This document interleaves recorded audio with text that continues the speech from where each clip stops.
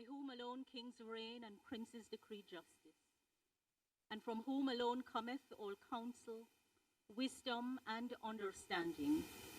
We, thine unworthy servants, here gathered together in thy name, do most humbly beseech thee to send down thy heavenly wisdom from above, to direct and guide us in all our consultations.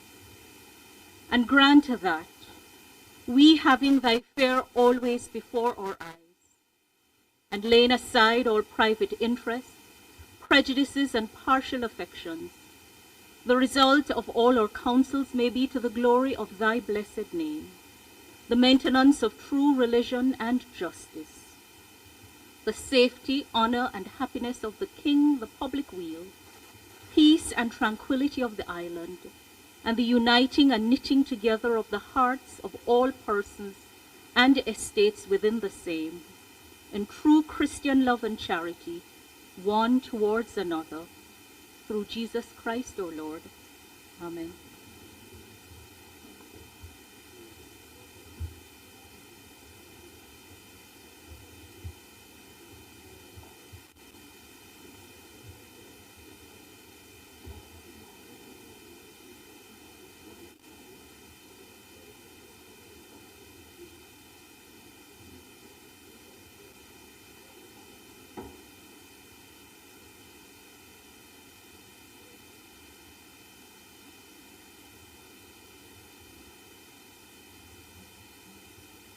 You may be seated.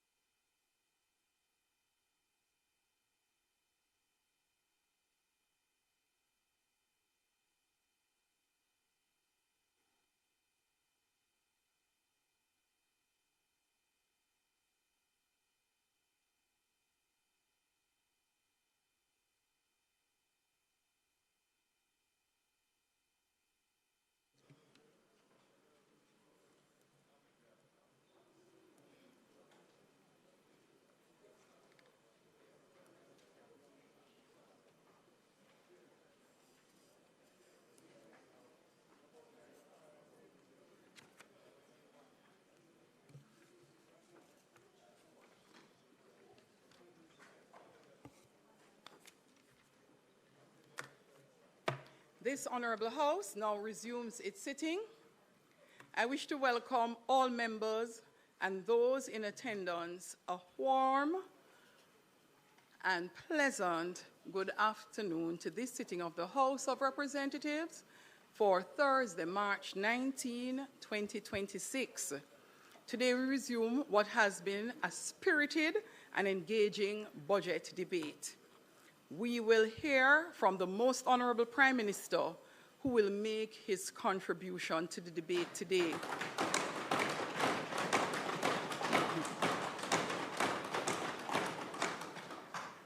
I am confident, members, that you will provide him with your keen attention and that, as always, the decorum of the House will be maintained.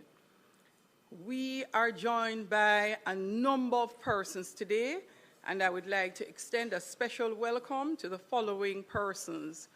Honourable Tom Tavares Finson, the President of the Senate, and other members of the Senate joining us today.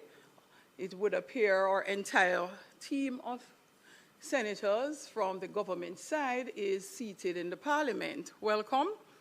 Members of the Diplomatic Corps, Cabinet Secretary, Honourable Audrey Sewell, Permanent Secretary in the Office of the Prime Minister, Rocky Mead, and Permanent Secretary in the Ministry of Economic Growth and Job Creation, Mrs. Arlene Williams. Also, we have some very special guests seated right to my left, I'll say, at the back of the members from the opposition bench, a special contingent of ministers from across the Caribbean. Let me first recognize Dr. Hanley, Deputy Prime Minister and Minister of Education from the Federation of St. Kitts and Nevis.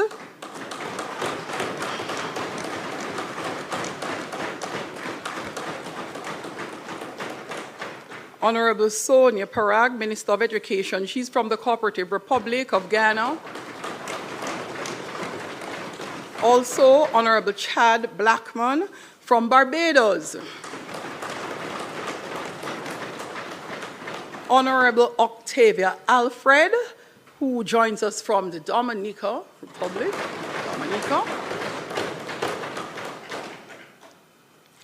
And Honorable Sheila Rogers Webster, who joins us from Anguilla.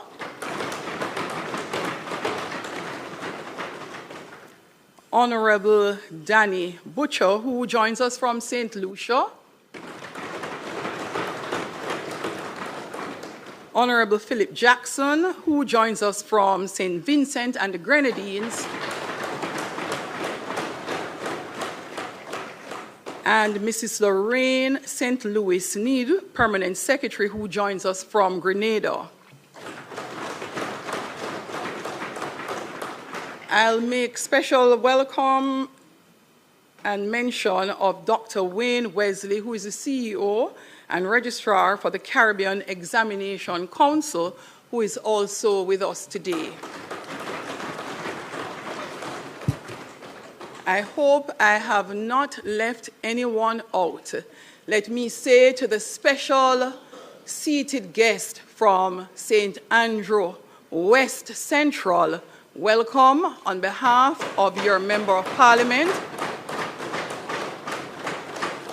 the constituency of the Prime Minister, to all who are packed in the chamber and in the gallery today. I hope you will enjoy today's proceedings, and for all those who have joined us across the country on the various social media platforms, be it PBCJ Live or traditional media, I trust and hope that you will find today's proceedings interesting and informative. Clerk, call of the roll.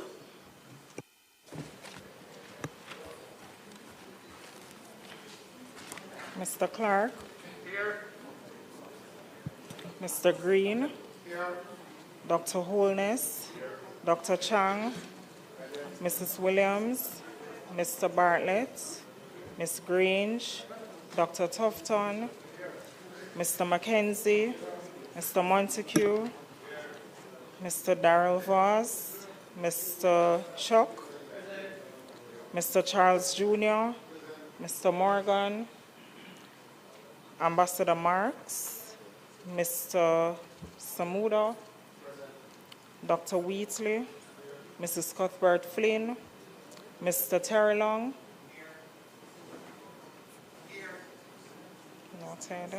Mr. Whittle, Mrs. Dalrymple Filbert, Miss Morrison, Miss Lee, Mr. Donovan Williams, Mr. Main, Ms. Crawford, Mr. Delroy Williams, Ms. Hamilton, Mr. Sivright, Mr. Azan, Mr. Brown, Dr. Brown-Burke, Mr. Buchanan, Mr. Bunting, Ms. Burchell, Dr. Campbell, Mr. Cousins, Mr. Crawford, Ms. Daly, Ms. Dr. Dawes, Mr. Golding, Mr. Gordon, Mr. Hales, Mr. Hines, Mr. Hilton, Mr. Jackson, Ms. Jess, Mrs. Malahoo Fort, Mrs. Miller Bennett, Mr. Morris, Mrs. Nita Garvey, Mr. Newell, Mr. Paulwell, Mr. Phillips, Ms. Perkis, Mr. Robertson, Mr. Robinson, Dr. Russell, Ms. Shaw, Mr. Smith, Mr. Dwayne Vaz, Mr. Warmington, Mr. Brown, and Mr. Crawford. Thank you, Madam Speaker. House Leader.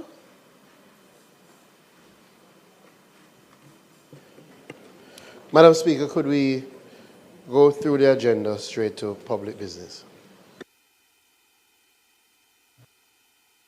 Thank you, House Leader.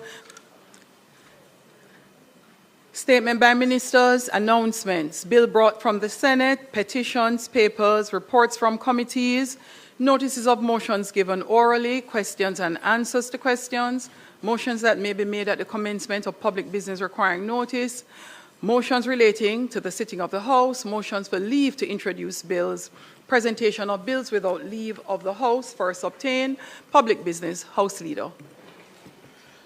Madam Speaker, let me join you in welcoming the Ministers of Education from our Caribbean family, also members of the Diplomatic Corps who have joined us, the Cabinet Secretary, and the various permanent secretaries and heads of agencies.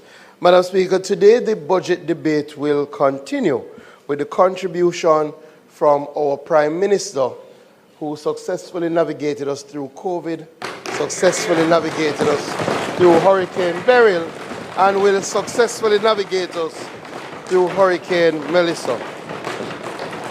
Madam Speaker, I ask that the standing orders be suspended to allow the Prime Minister to complete his presentation without time restriction. Thank you, House Leader. As we have done for all in this segment, the budget debate, the question is that the time limit be suspended so that it allows the Prime Minister to complete his presentation. Those in favour? Aye. Those against? The ayes have it. Thank you. Prime Minister, the Honourable Andrew Holness.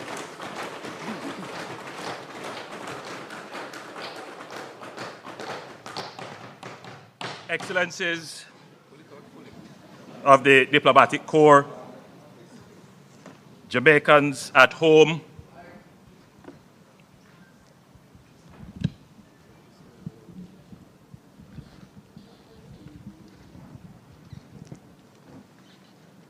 Excellencies of the Diplomatic Corps, Jamaicans at home and in the diaspora listening, watching and following on various media platforms, distinguished ladies and gentlemen in the gallery,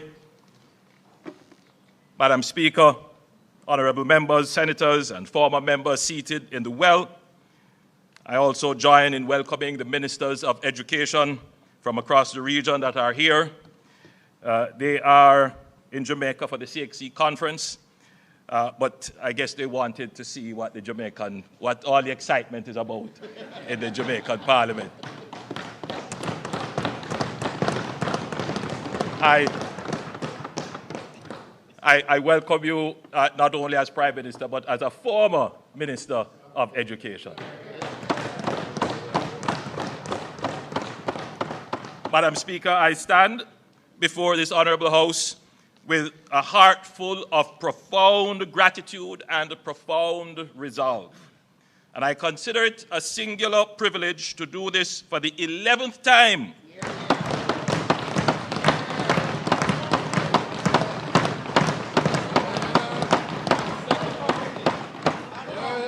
as Prime Minister for a third consecutive term.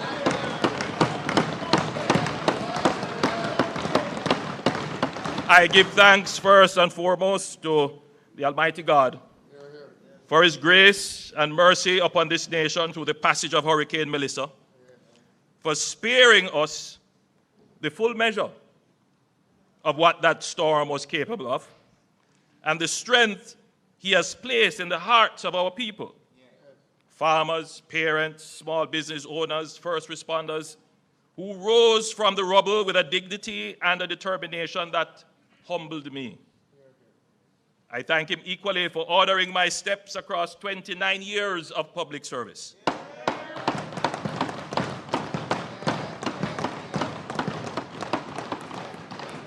As Member of Parliament for West Central St. Andrew, Minister of Education, Leader of Government Business, Prime Minister for a few months. Still Prime Minister.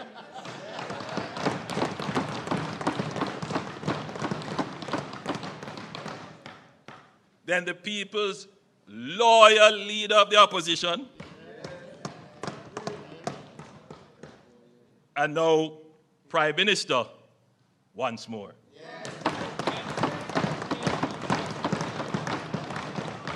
He has been my constant protection and compass. I thank the Jamaican people for the confidence they have reposed in me and my administration by re-electing us for a third term to form their government. I thank the many prayer warriors for their fervent intercessions, the well-thinking citizens for their private words of encouragement, and our party workers and activists for their vocal public support. I want to express my deepest appreciation to the international community that stood with Jamaica in our time of need. The heads of government and heads of state who called, who came, who committed resources, our multilateral development partners whose swift and decisive response produced the largest development financing package in Jamaica's history, and the many nations that sent personnel, supplies, and solidarity.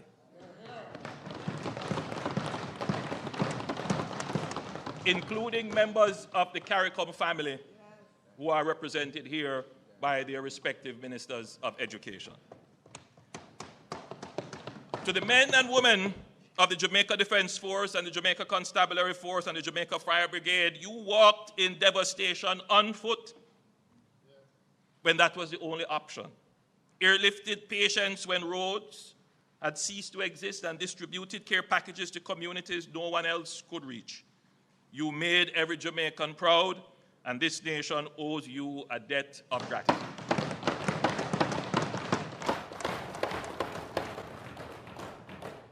To every public servant who worked around the clock in the days and weeks following Melissa, you demonstrated public service at its finest. To the Jamaican private sector, the companies, associations, and entrepreneurs who mobilized resources, opened warehouses, contributed equipment, and served their communities without being asked, you show that Jamaica's resilience lives in the spirit of our people. To the entertainers and sports persons, and to the countless individuals and organizations and members of the diaspora across the world who gave generously, Jamaica thanks you. Madam Speaker, I want to commend you for your disciplined and judicious ordering of the business of this Honourable House.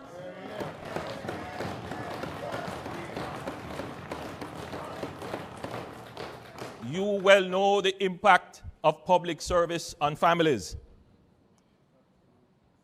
And I want to thank my family for bearing the weight of public life with me and supporting my endeavors.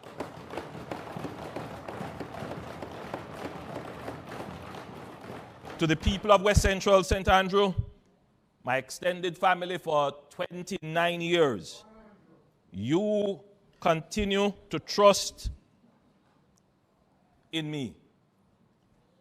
And that is the reason why I keep serving.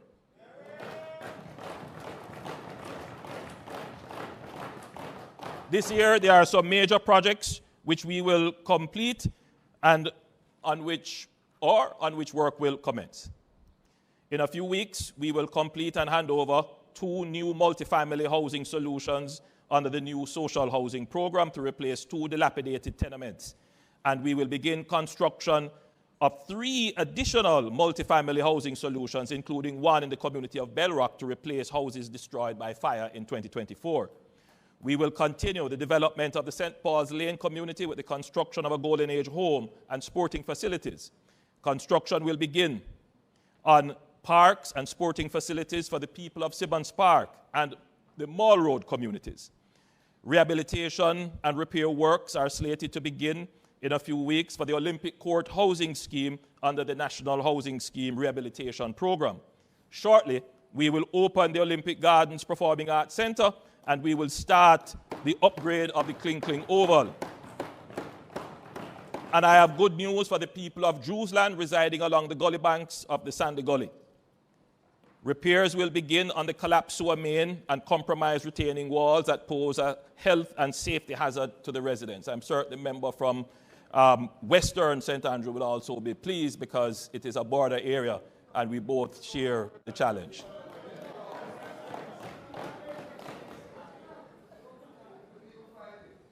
Madam Speaker, these are but a few of the rolling stock of projects on the train line of delivery for the area.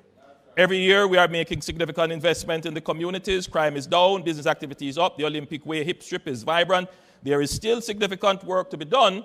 Nevertheless, the constituency is progressing, and every year is better than the year before.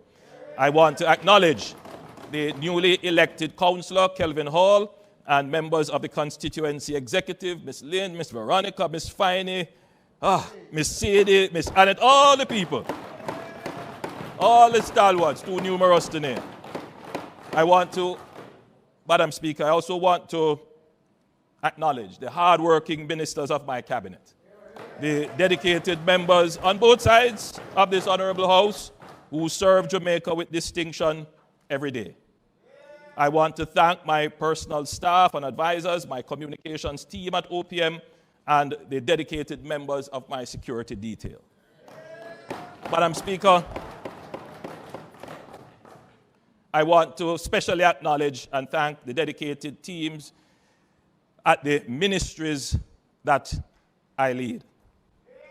You know, Madam Speaker, I want to thank our Cabinet Secretary, the Honourable Audrey Sewell, and the team of the Cabinet Office. It is not well known that the Cabinet Office is actually a ministry, and the Cabinet Secretary is the permanent secretary. It is a ministry. I also want to acknowledge the support of Ministers Wheatley, Marks, and Fitzhenley, and our permanent secretary, Ambassador Rocky Mead, at the Office of the Prime Minister, another ministry of government. Madam Speaker, this administration has always been serious about security. We have recently delineated the Ministry of Defense with its own administrative standing, which is anchored by the permanent secretary in the OPM, Ambassador Rocky Mead, former Chief of Defense Staff. And we did this to yield greater cross-functionality with ODPEM. I want to commend Ministers Montague and Morgan and Permanent Secretary Arlene Williams, hardworking Permanent Secretary at the Ministry of Economic Growth and Infrastructure Development. Madam Speaker, I stand here as Prime Minister, and most people would understand my job to be directing and coordinating all of government through cabinet ministers.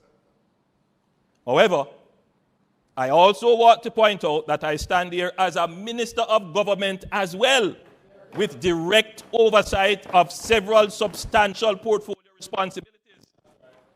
I don't only direct, convene, and preside, I also do the heavy lifting of ministerial work as well. Over 4 ministries.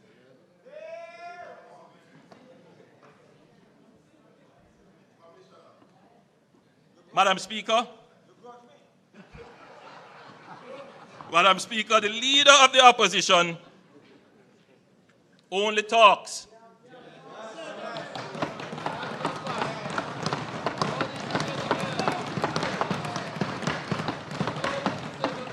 I I do the job of Prime Minister, and I head 4 other ministries. The leader of the opposition only talks. Many times nonsense.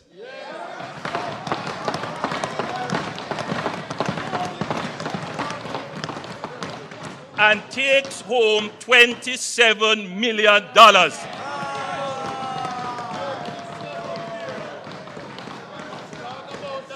In the last term, the leader of the opposition earned more than the Prime Minister.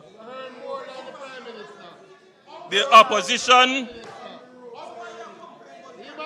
opposition spokesman on finance stood in this house and said the opposition has no problem with the increase in MP salaries.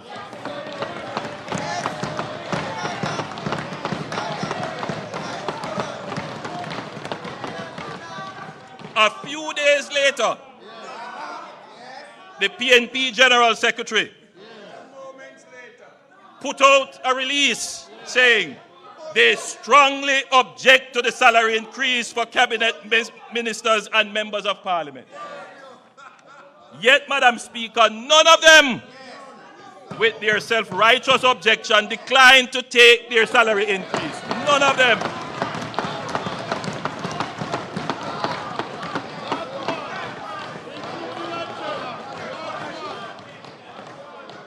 In fact, Madam Speaker, they were the first ones calling the Parliament to find out the amount of their retroactive pay.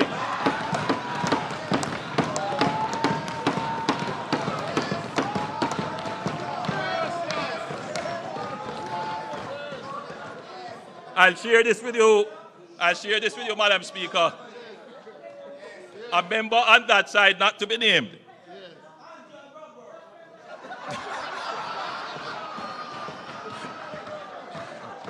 a member on that side, not to be named, obviously concerned that the public posture of the PNP could force the government to reverse the pay increase, called to say that I should ignore the statement of the PNP General Secretary and the leader of the opposition, as all their MPs agreed with the increase and could not survive without it.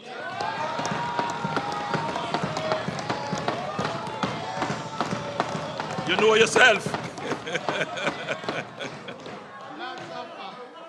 Madam Speaker, when I took the decision to forego the pay increase, I said in a widely circulated press statement, this has broader implications for not only the current holder of the office of Prime Minister, but previous Prime Ministers or their surviving spouses, and possibly future Prime Ministers. It therefore must be considered very carefully. My current decision to forego any salary increase could easily be changed by another Prime Minister in the future, or a new mandate may give an opportunity to reconsider the Prime Minister's salary. On September 3rd, 2025, Leader of the Opposition, the people of Jamaica weighed all these matters in the political scale and gave my administration a new mandate based on the work we have done to earn their confidence.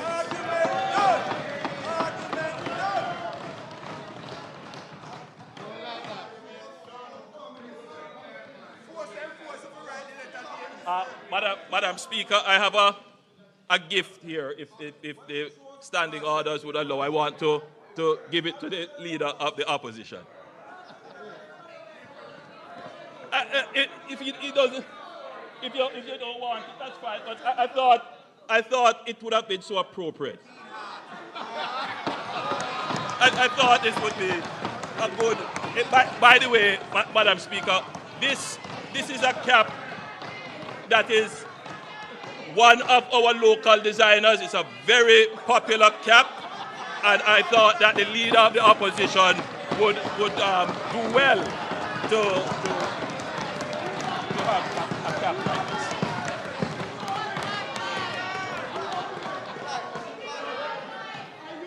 Madam Speaker,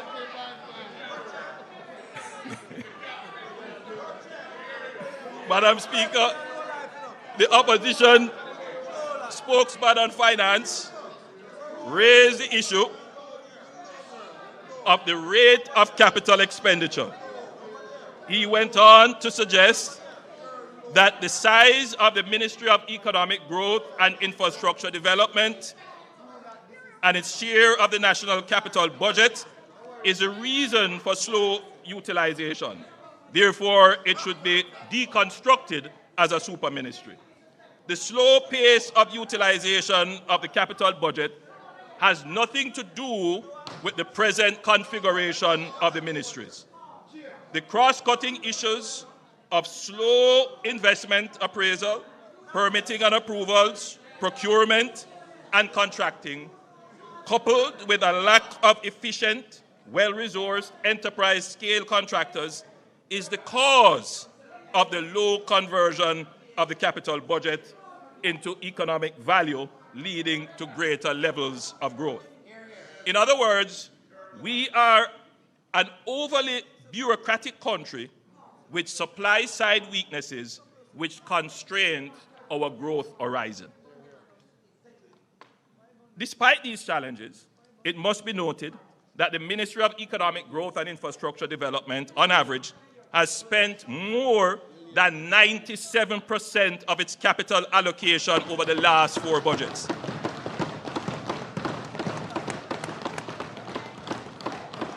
The opposition spokesman on finance would well be advised that in the 2022-2023 budget, the capital spend for the Ministry of Economic Growth and then job creation was 97.56%. In 2023-2024, it was 98.1%. In 2024-2025, it was 98.38%. And so far this year, haven't closed out as yet, we are at 95.59%. In fact, Madam Speaker, this ministry has stimulated, overseen, and supported the most sustained and robust period of infrastructure development since 1960,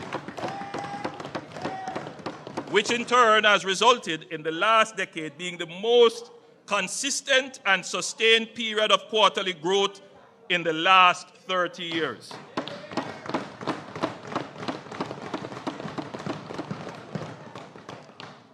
I want to draw the attention of the House to the slide that is being displayed and to the viewing public. It's a very important slide.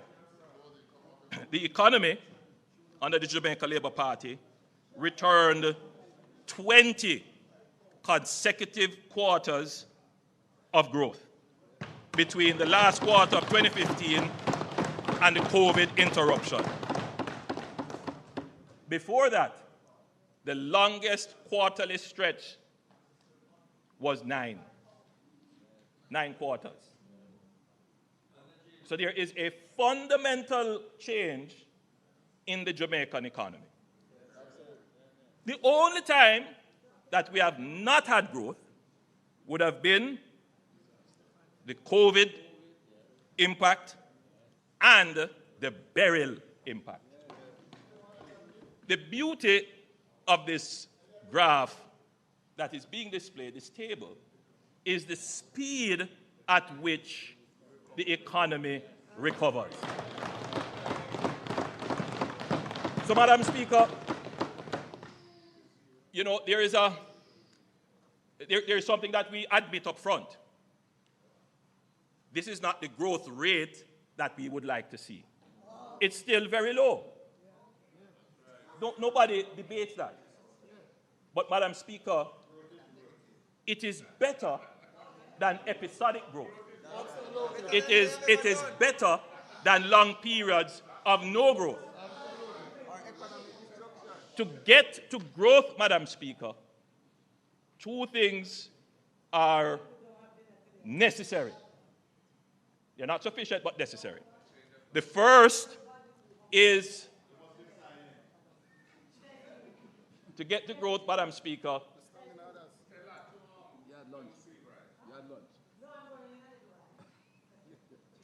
The first is stability. And what you are seeing here as a feature of the Jamaican economy is stability. And the reason why we have this stability, it is because of the fiscal program that the government has implemented. You know, Madam Speaker, we go back and forth debating who is the father of fiscal discipline. We already said the DNA test prove that they are not the fathers of fiscal discipline. But, Madam Speaker, there is one more child of this government for which the paternity is not in question, and it is necessary for growth, and that is resilience.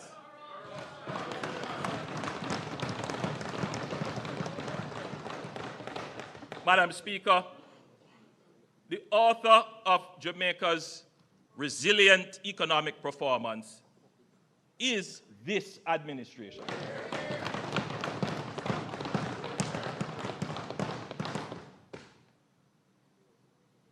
The economy, as I said, Madam Speaker, gave us 20 consecutive quarters of growth between the last quarter of 2015 and the COVID interruption, and without doubt the best performance in employment generation in the history of independent Jamaica, with a most recent 3.3% unemployment rate. Again, Madam Speaker, no other government has been able to bring down unemployment to the levels that we have. We now have practically full employment, first time ever in the history of Jamaica. The Ministry of Economic Growth and Job Creation, now Ministry of Economic Growth and Infrastructure Development, is doing what it was set up to do. It is a well-performing ministry. Madam Speaker, the world order, as we know it, has changed. I know the present state of world affairs is troubling to most Jamaicans. Uncertainty, disruption, and seeming unfairness appears to characterize the new order. Our historic colonial experiences create an almost instinctive reflex that we will be victims in a world where raw power appears to be dismantling the protection of a rules-based system, where engagement is highly transactional and opportunistic. In the minds of the average Jamaican, they may not say it in this way, but if you were to distill the thoughts, the question is, how are we going to navigate this space as a small country and do more than just survive, but thrive? It is a real issue when we see happening almost regularly now, wars in distant places, weaponization of sanctions. It is a concern to the average Jamaican when the price of their goods rise, having nothing to do with them. As a small country, the sense of feeling powerless is real. But as Jamaicans, as Caribbean people, we don't just cower and say we are helpless. Our history tells us we must resist as a people. It is who we are, even in the face of power, unequal and uneven. We must resist.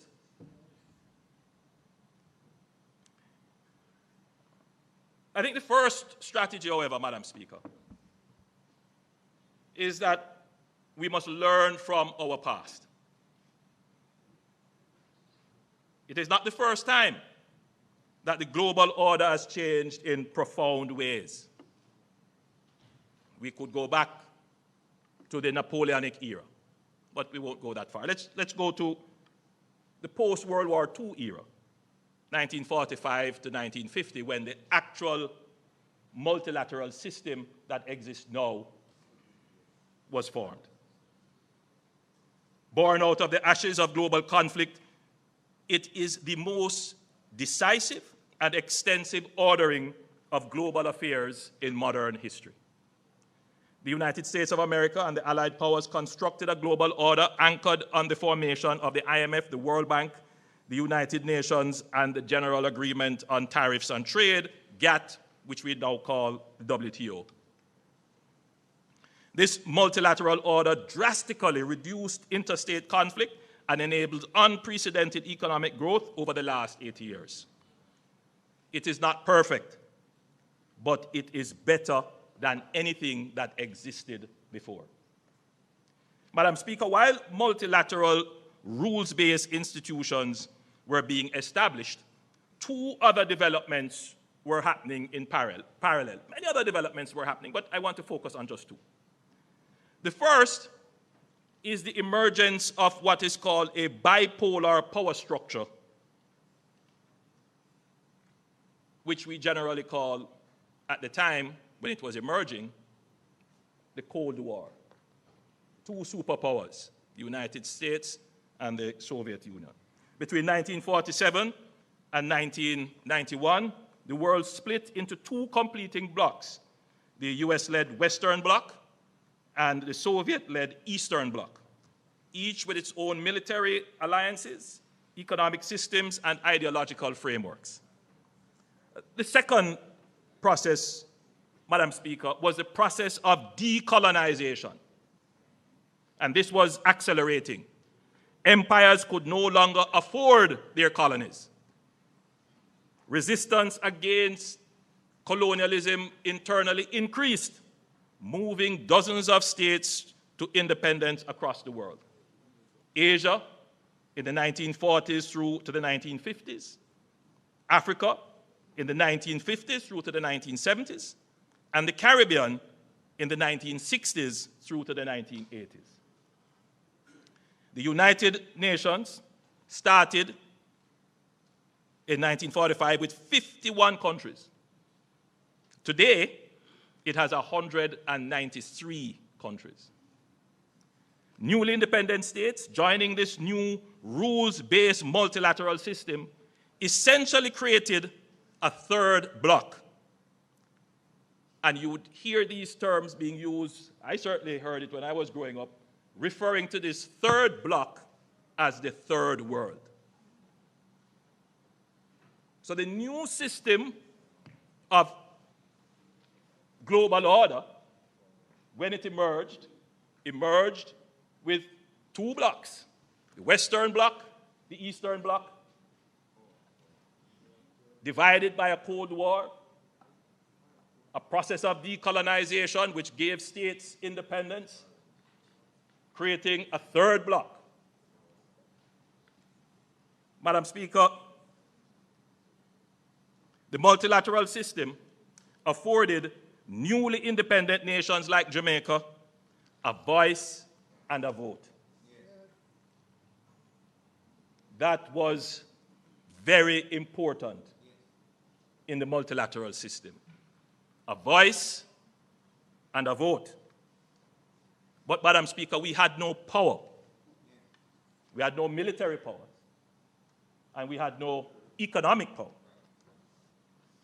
Madam Speaker, both superpowers sought to control this third bloc, to expand their spheres of influence, secure strategic geographies, access resources and markets, and spread their culture and ideology, or simply put, to exercise hegemony. This was the context within which Jamaica started its navigation of a complex global system at its independence. At the outset, the Right Excellent Sir Alexander Bustamante, when asked about Jamaica's alignment, declared, "We are with the West." A simple yet profound framing of Jamaica's foreign policy, economic and social program, and political direction. The Jamaica Labour Party has always taken a pragmatic yet principled approach to the multilateral system and the vicissitudes of the poles of powers within it, while staunchly maintaining our independence of thought and agency to act in our best interest. The position served Jamaica well. The period between 1962 and 1972 saw political stability, the fastest pace of growth and development of the Jamaican economy, and the build-out of our institutions.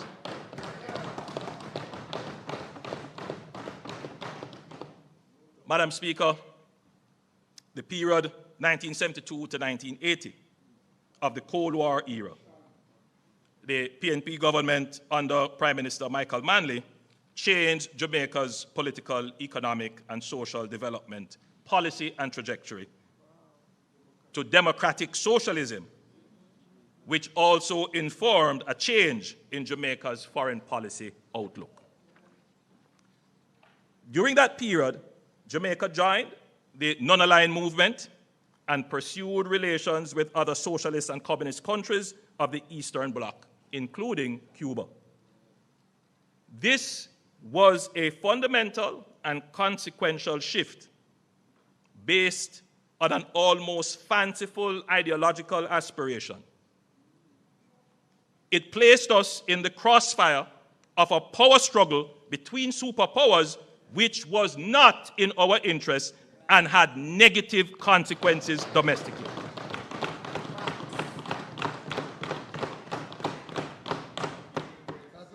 This period coincided with the collapse of the Jamaican economy, our first debt crisis, the hollowing out of the middle class, and the emergence of widespread political and gang violence.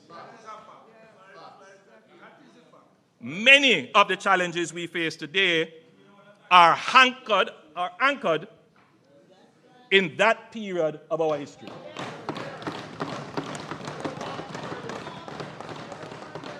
Now, look,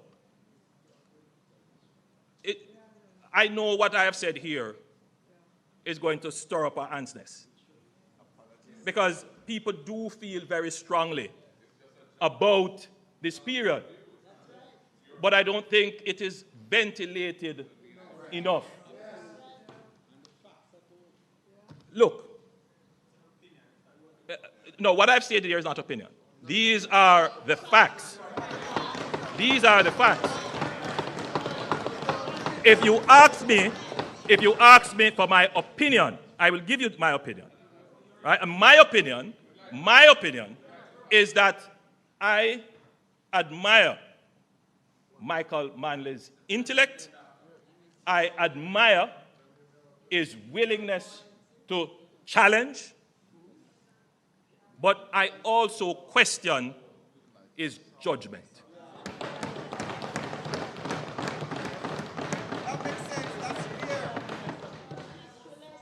Madam Speaker, as it turned out, by 1991, the Soviet Union collapsed as a pole of power, and the multilateral system entered a unipolar phase dominated by the US, Western liberal globalization, and free markets. The global socialist experiment for which the PNP diverted Jamaica had been defeated and proven to be the wrong path to be pursued.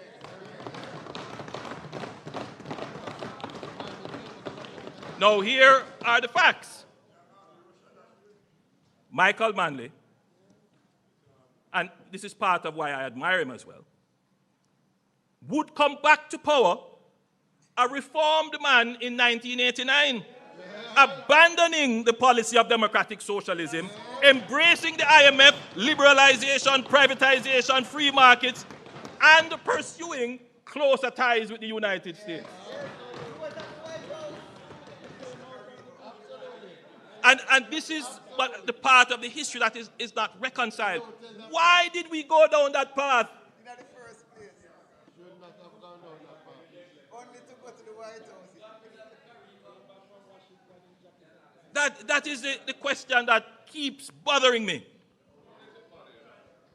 Because it must bother every Jamaican, because had we not diverted for 10 years, even if we had changed government, but kept strategic and wise policies, Jamaica would be far better. Far better. As we have seen with countries like Singapore, facing the same challenges, but maintained a strategic and wise foreign policy. As a capitalist, 18 years as a capitalist.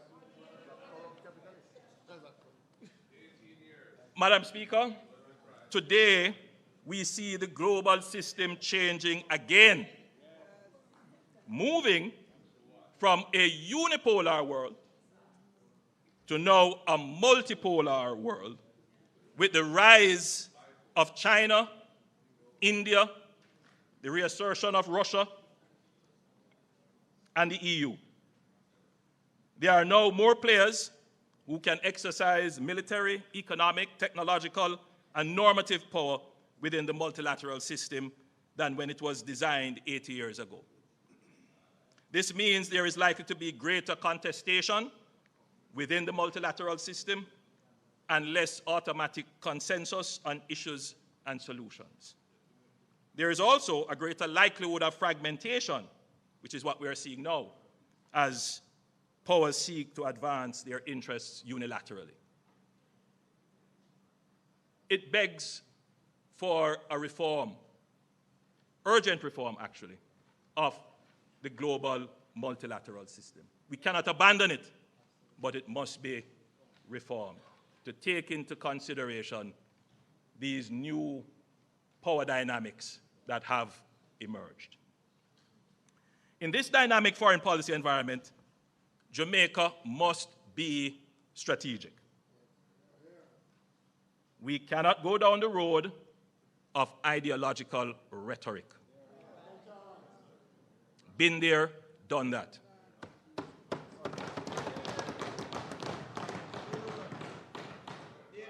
Foreign policy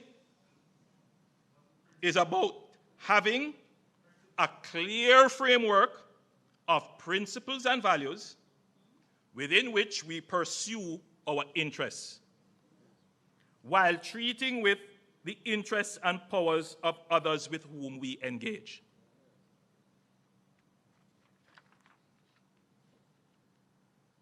My administration has always ensured that our foreign policy serves our economic interests.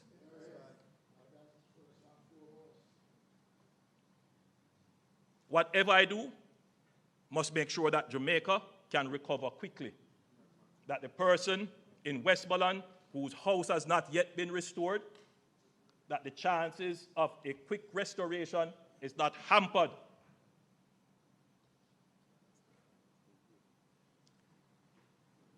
And we see the benefits of our foreign policy efforts in the swift mobilization of relief and access to over $6 billion of reconstruction funds from the multilateral financial system. I don't want anybody to talk about foreign policy, because there's no other era in which Jamaica's foreign policy has delivered economic benefits for the people of Jamaica. A strong multilateral system is in Jamaica's interest, and we will always do our part to ensure it works. The essence of agency is that you act on your own will. As a responsible member of the global community, Jamaica will always take the necessary action to be compliant with all our obligations under the multilateral system.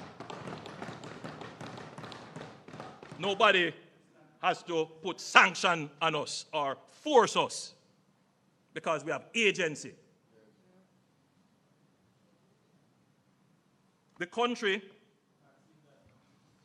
would have seen this in our actions when our actions caused us to be removed from the FATF and the AML-CTF grey list in 2024. Grey list, the way our structure and system was, it was reviewed. We ended up on the grey list. Every member of the government worked very hard, including members of the opposition, to pass the necessary legislation, make the necessary policy changes.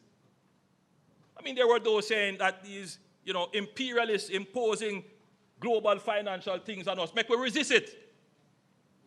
And what? Lose access to the international banking system?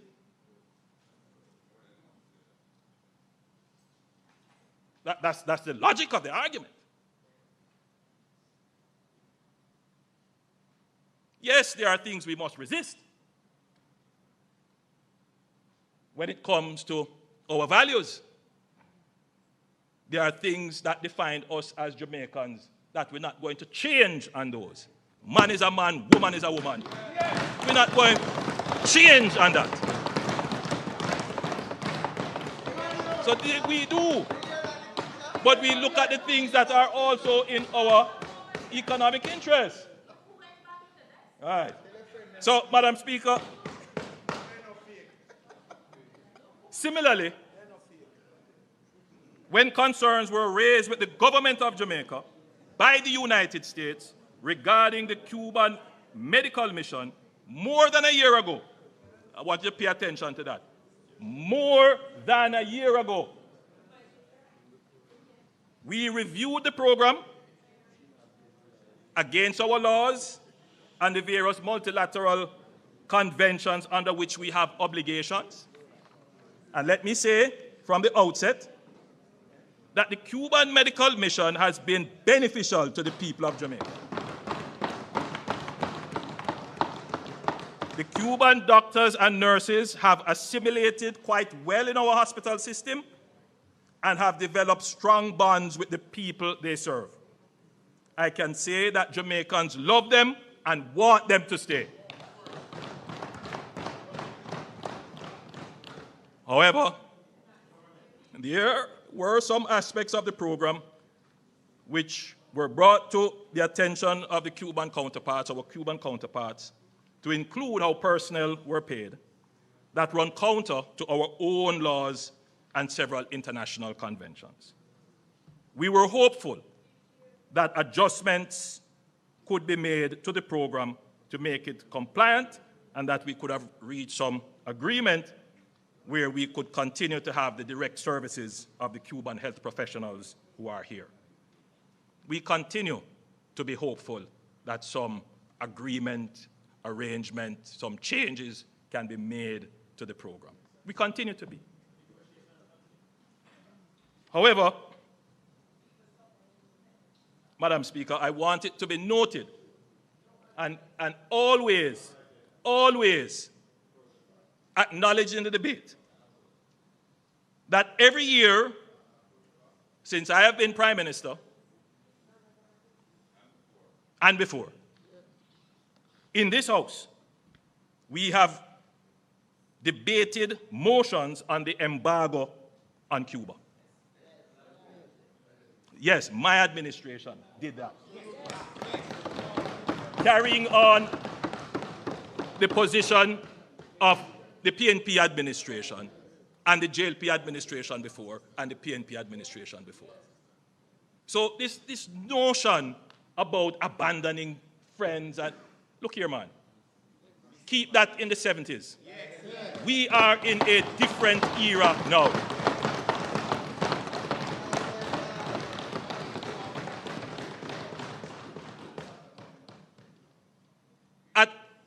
All my speeches to the UN General Assembly, there are a few lines in there about Cuba and the embargo.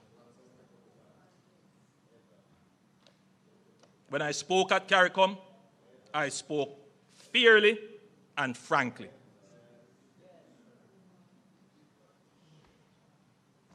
As our closest neighbor, we are concerned for the situation in Cuba. Through CARICOM, Jamaica will do its part to offer support for our brothers and sisters in Cuba. We take note of press reports that talks have opened between Cuba and the United States. This is a moment for reform and reset, and we are hopeful for a positive outcome.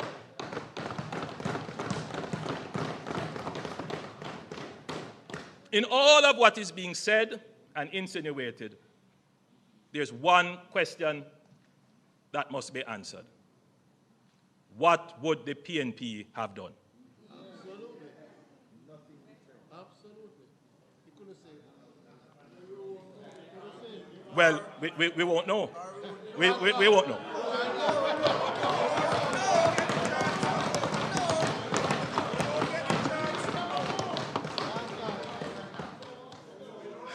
Madam Speaker, there are moments in the life of a nation that test not only our systems but our soul. Hurricane Melissa was one such moment. The slide that is about to be displayed shows the path Hurricane Melissa took across the island.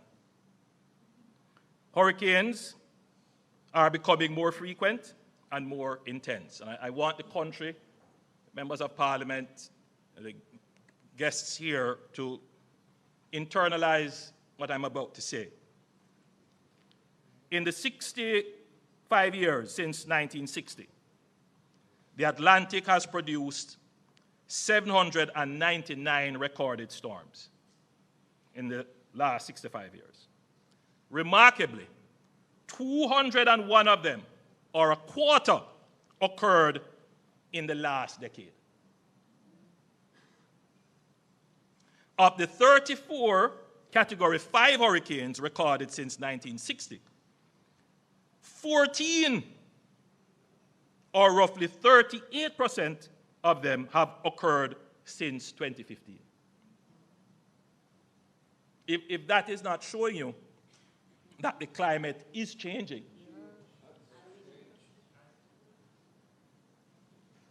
meteorologists describe Melissa as the strongest tropical cyclone the Earth is physically capable of producing, a storm at the limits of nature's fury.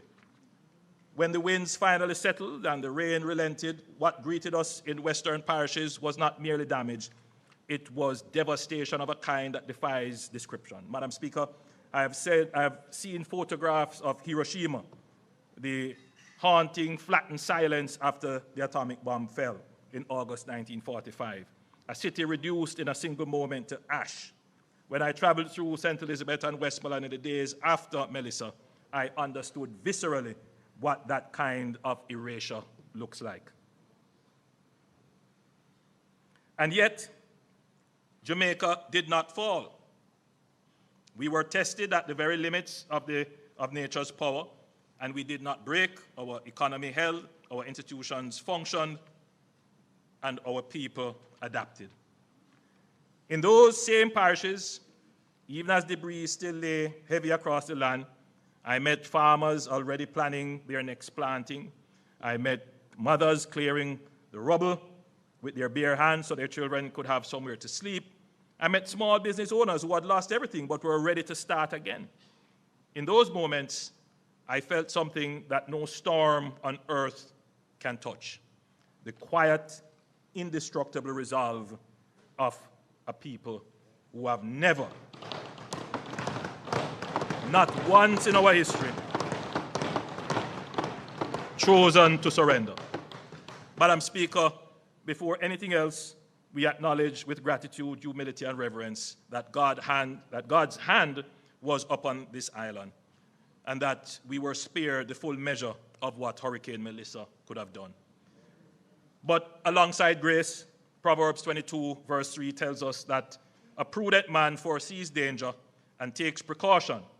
Jamaica took precautions, not only in the hours before landfall, but in the years before the storm. Madam Speaker, when Melissa was still days away, shelters were activated, evacuation orders were issued, and emergency communications tested. The public was kept informed of the trajectory of the hurricane and precautionary measures to be taken through several public briefings and media announcements. We were as ready as this country has ever been for a hurricane.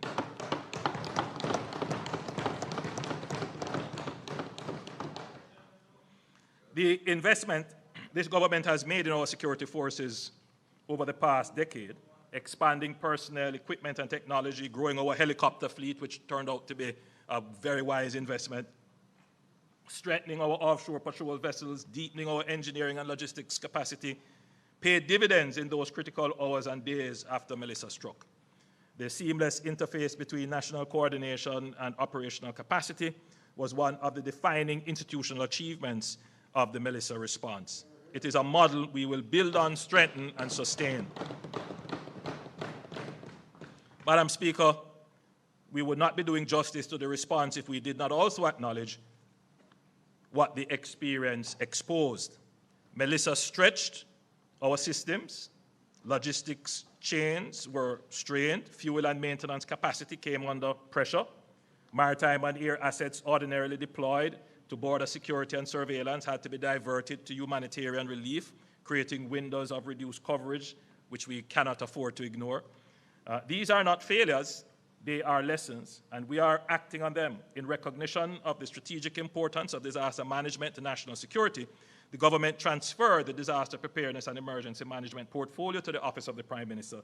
This was not a bureaucratic organization, it was a declaration of national priority, positioning disaster resilience at the apex of the government's strategic agenda and creating the structural proximity between ODPEM, the JDF, and the effective civil-military cooperation that is needed to adequately respond to a disaster of this nature. As we strengthen ODPEM, we are not seeking to contain within its walls every capability Jamaica needs to manage disasters. ODPEM's effectiveness going forward will rest on the quality of its coordination with the full ecosystem of national capability, drawing on the entities with experience in digital infrastructure, cybersecurity resilience, geospatial data, mapping, and spatial analytics. Madam Speaker, I want to point out that in the weeks immediately following Hurricane Melissa, something extraordinary happened. A moment when countries would have faced downgrades, economic uncertainty, and capital flight. All three major international credit rating agencies, Standard & Poor's, Moody's, and Fitch, reaffirmed Jamaica's sovereign standing with stable outlook. And Moody's went even further. They upgraded us. Now, can you imagine? After a hurricane, the rating agency said, well, you know, even with the hurricane, you have done so well. I'm going to maintain your outlook. Yeah. I just want everyone to stop and reflect on that for a moment. It sent a powerful signal to the world that Jamaica's resilience, note the word now, not stability, Jamaica's resilience, which is what we have put into the economy, is not only social and emotional, meaning our people's ability to withstand disaster, but it is also institutional in the agencies that we have created in terms of fiscal and economic. That credibility wasn't gifted to us, it was earned through years of discipline, courageous reform, and sound governance. And it has now become an asset we are deploying in the service of every Jamaican. And the results are already visible. The recovery from Hurricane Melissa is proceeding faster than anyone initially projected.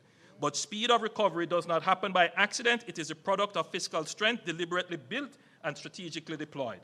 consider what that means in practice. Within weeks, the government extended a loan of $150 million to the Jamaica Public Service Company to support the immediate restoration of electricity across the island. That single intervention accelerated the reconnection of communities, businesses, hospitals, and the resumption of daily rhythm of life that so many Jamaicans depend on. Today, electricity and water have been restored to approximately 99% of customers. Madam Speaker, let us be clear about what that made possible. A government that had maintained fiscal discipline, reduced its debt burden, built buffers and reserves, and earned the confidence of the international markets, wrote the check. The loan to JPS was the difference between the family sitting in the dark for 6 months and getting back electricity in 3 weeks. It's the difference between a farmer losing an entire season and getting back to work. It's the difference between despair and dignity. Our recovery has been unprecedented in its speed. Agricultural output has rebounded more quickly than anticipated. Inflation has come in below projections, enabling the Bank of Jamaica to reduce its policy interest rate to 5.5% in February 2026 and revise its projection for full economic recovery down to 3 to 2 years from the earlier 3 to 4 years that was projected. Madam Speaker, we have proven our resilience. Now is the time to claim another feature of an economy: resurgence.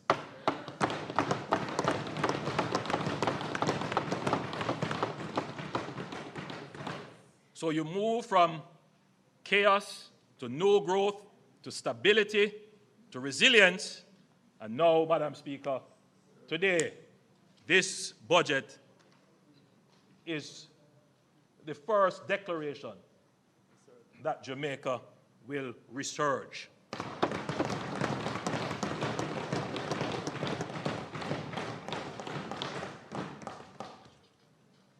What is the difference between resilience and resurgence? Resilience is defensive. It is a capacity to absorb a blow and remain standing. Resurgence is forward-leaning. It is the decision to move with purpose, with ambition, with a vision of something greater than what existed before. We will not simply patch what is broken. We will build forward stronger, smarter, and more equitably than before. The suffering of our Western parishes will not be a footnote in our national story. It will be the catalyst for our next great chapter. For Jamaica, adversity has been a full stop. It has always, well, Madam Speaker, let me read that properly. For Jamaica, adversity has never been a full stop, has never been a full stop. It has always been just a comma, a brief pause before we rise again. We have endured, now we will build together. Madam Speaker, this government is leveraging our national resilience and international confidence in order to translate it into a platform for accelerated national development. Through close engagement with our multilateral partners, including the IMF, the World Bank, the Inter-American Development Bank, CAF, and the Caribbean Development Bank, Jamaica secured US $6.7 billion in terms of a financial package within weeks of the hurricane. This is the largest and fastest mobilization of development financing in Jamaica's history, and it was made possible not by the hurricane, but by everything Jamaica had built before it. Madam Speaker, the discipline of yesterday is funding the resurgence of tomorrow.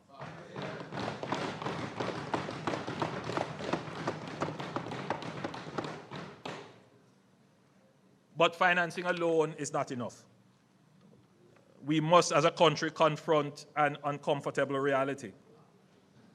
While Jamaica has built one of the most credible macroeconomic frameworks in the developing world, the execution of large investment projects too often moves at a pace that belongs in another era. Layers of approvals, fragmented processes, and rigid procurement rules, though designed with good intention, can make it difficult to move quickly when transformational opportunities arise. In today's global economy, capital is highly mobile, and investors compare jurisdictions not only on stability and incentives, but on speed of decision-making and certainty of execution. Too often, promising opportunities have gone elsewhere, to countries that are simply more nimble. We cannot allow this to continue.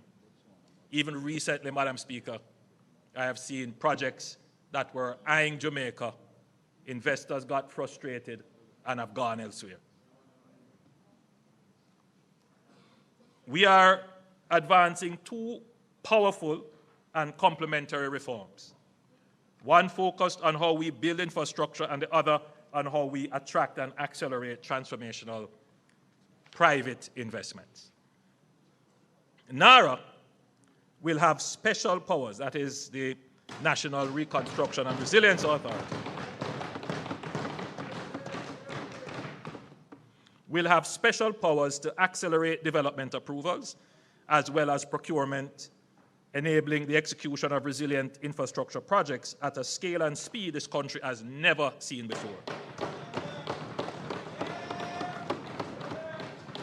NARA is not only about project delivery, it is about project networking to create new economies in areas impacted by the disaster and to introduce the greatest expansion of our economy in the shortest period of time in our history.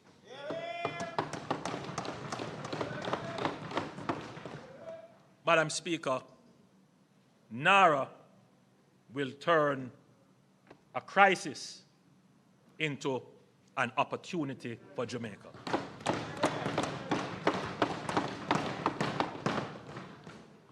One of the most important lessons of Jamaica's economic reform journey was that execution requires not only institutional capacity, but credible, independent oversight.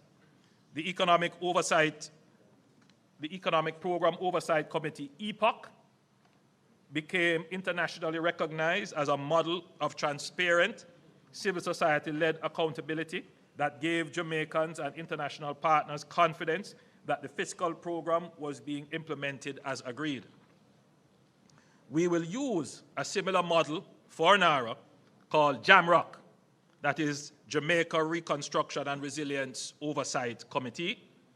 And I'm pleased to announce that JAMROC will be chaired by Professor Peter Blair Henry, a son of Jamaica, who is currently a senior fellow at Stanford University's Hoover Institution. He is a vice chair of the National Bureau of Economic Research. And I hear somebody say an academic, but listen to this part of it. A member of the boards of Citigroup and Nike, who has risen to the very pinnacle of international economics and public policy, and who brings back to this country a lifetime of intellectual and practical achievements and a personal commitment to Jamaica's development that has never wavered.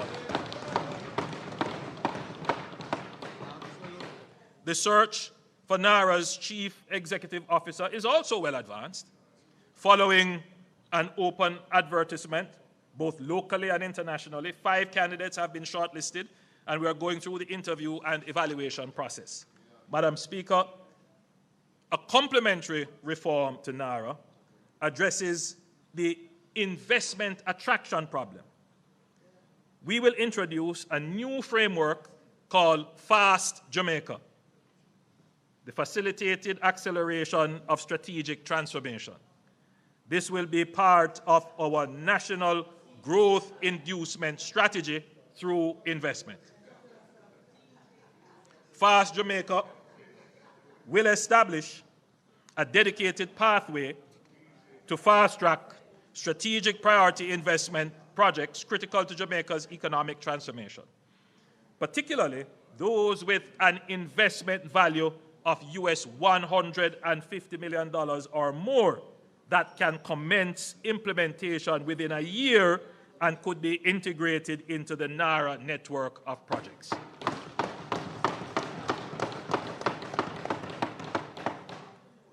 The framework will focus on projects in sectors that will shape Jamaica's competitiveness, and we're looking at areas such as energy infrastructure, digital infrastructure and telecommunications, logistics, air and seaports, water, sewage and desalination, low-income housing and urban development, high-value tourism including wellness, medical and sports tourism, entertainment and the creative industries, STEM education and research, specialized healthcare, high-value agriculture and agro-processing, advanced manufacturing, and critical minerals, including rare earth elements. Cabinet will retain the ability to designate additional sectors where strategic opportunities arise. Central to FAST Jamaica will be a strategic investment council, a high-level body tasked with the initial screening and evaluation of major investment proposals. The elements of this already exist between JAMPRO, DBJ, and the Cabinet Office. The Council will assess the strategic merit, economic impact, and national interest considerations of each proposed project and will recommend to Cabinet the most appropriate development modality, whether public-private partnership, joint venture, concession arrangements, or otherwise, as well as whether the project should proceed through direct negotiation or a competitive process.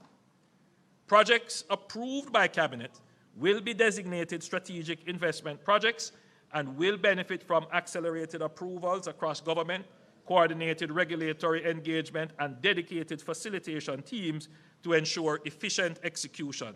FAST Jamaica will also allow the government, where appropriate, to engage with unsolicited proposals from investors, recognizing that some of the most transformative projects originate from private sector proprietary knowledge. Madam Speaker, FAST Jamaica is not about weakening safeguards. It is about modernizing how government partners with strategic investors in a fast-moving global economy. Fiscal exposure will continue to be rigorously addressed by the Ministry of Finance and the Public Service. Cabinet will retain full oversight of all final agreements, but what will change is the speed, coordination, and clarity with which Jamaica engages with major investment opportunities.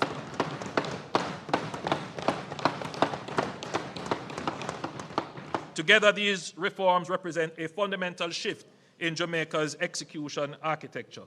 They answer the question that has haunted this nation for too long. Why does so much promise take so long to become a reality? We have accomplished a lot, but we could have accomplished so much more.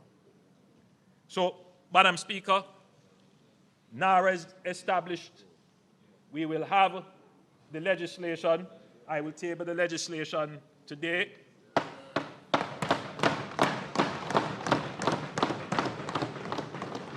We have interviewed 5 shortlisted persons to become the Chief Executive Officer. We will make a determination shortly. We have selected someone to head the oversight body, and we will have conversations with members of civil society, the opposition, and other interest groups to fill out that body. So NARA is established. The purpose of NARA is to take all the projects that we have had in development, or some of them in File 13, and all the new projects, and coordinate their implementation. It will work directly with the projects that the government is leading. But that is not going to be enough. We need to crowd in the private sector, and that is why we have FAST working in complement with NARA. And a typical way in which this will work Madam Speaker, when I go to show you all the projects that NARA will likely do, you will see that there are great opportunities for the private sector to come in.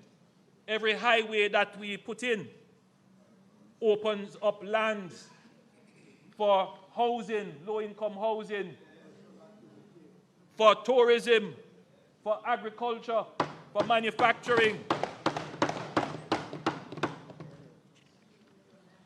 Madam Speaker, NARA's first and most consequential mandate will be to prepare a comprehensive project and economic plan to deliver within the next 4 years. And when we say deliver, we mean complete within the next 4 years.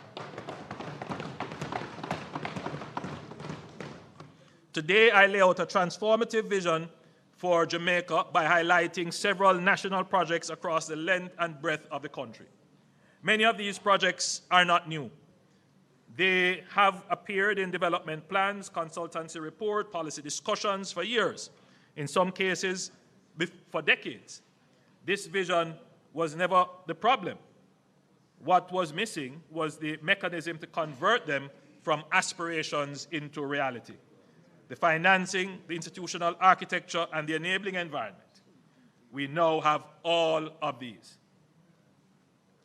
Some of these projects will be delivered through NARA, others will be executed through existing institutions and public-private partnerships operating alongside and in concert with NARA. What unites them all is a single coherent national vision. A Jamaica rebuilt stronger, planned smarter, connected more efficiently, and distributed more equitably. Where every region of this island is a functioning engine of growth, and where the resurgence we are claiming is visible, tangible, and felt in the daily lives of every Jamaican. I will highlight a few of these projects starting in the southwest. Black River. Madam Speaker, I want to start in Black River because Black River tells a story that is larger than one town. It is the story of the existential vulnerability of low-lying coastal communities to the intensifying force of climate change. Black River is one of Jamaica's oldest and most storied towns.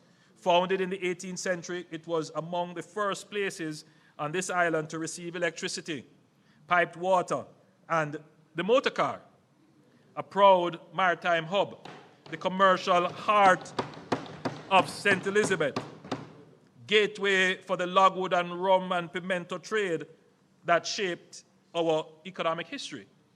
The Georgian wooden houses along the waterfront, the masonry, mercantile buildings, the civic structures by the sea, all spoke to a town of character, history, and dignity.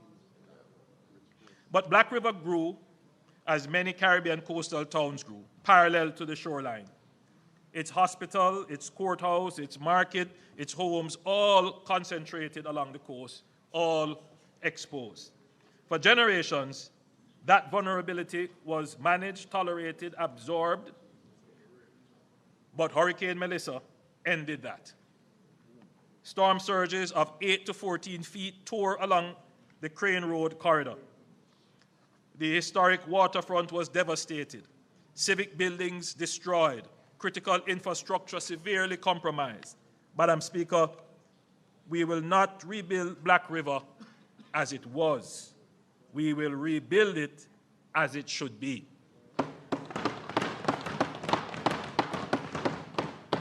And in so doing, create something this town has never possessed in its 300 years of history, a real planned, consolidated urban core.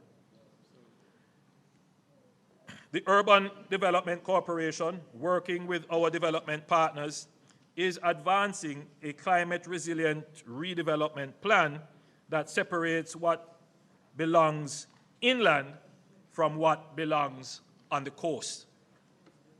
The heart of the plan is the new urban center, to be developed inland, safely above storm surge, and projected sea level rise.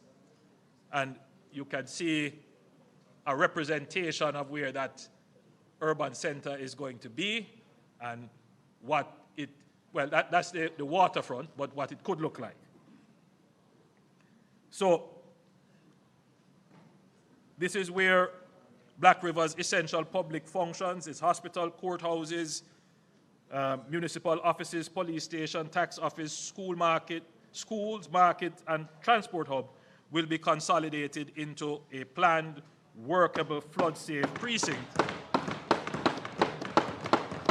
for the first time.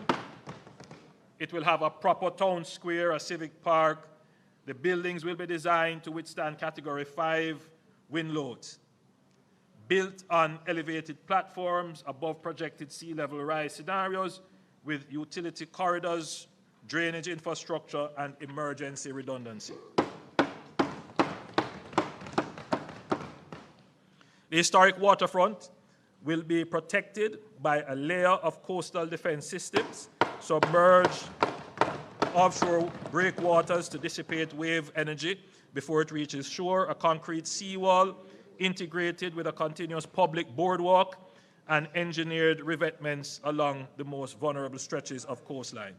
The waterfront will become what it always had the potential to be, a vibrant public amenity, an entertainment and tourism corridor, a place where boutique hotels and restaurants and cultural experiences make this stretch of Jamaica South Coast a genuine destination.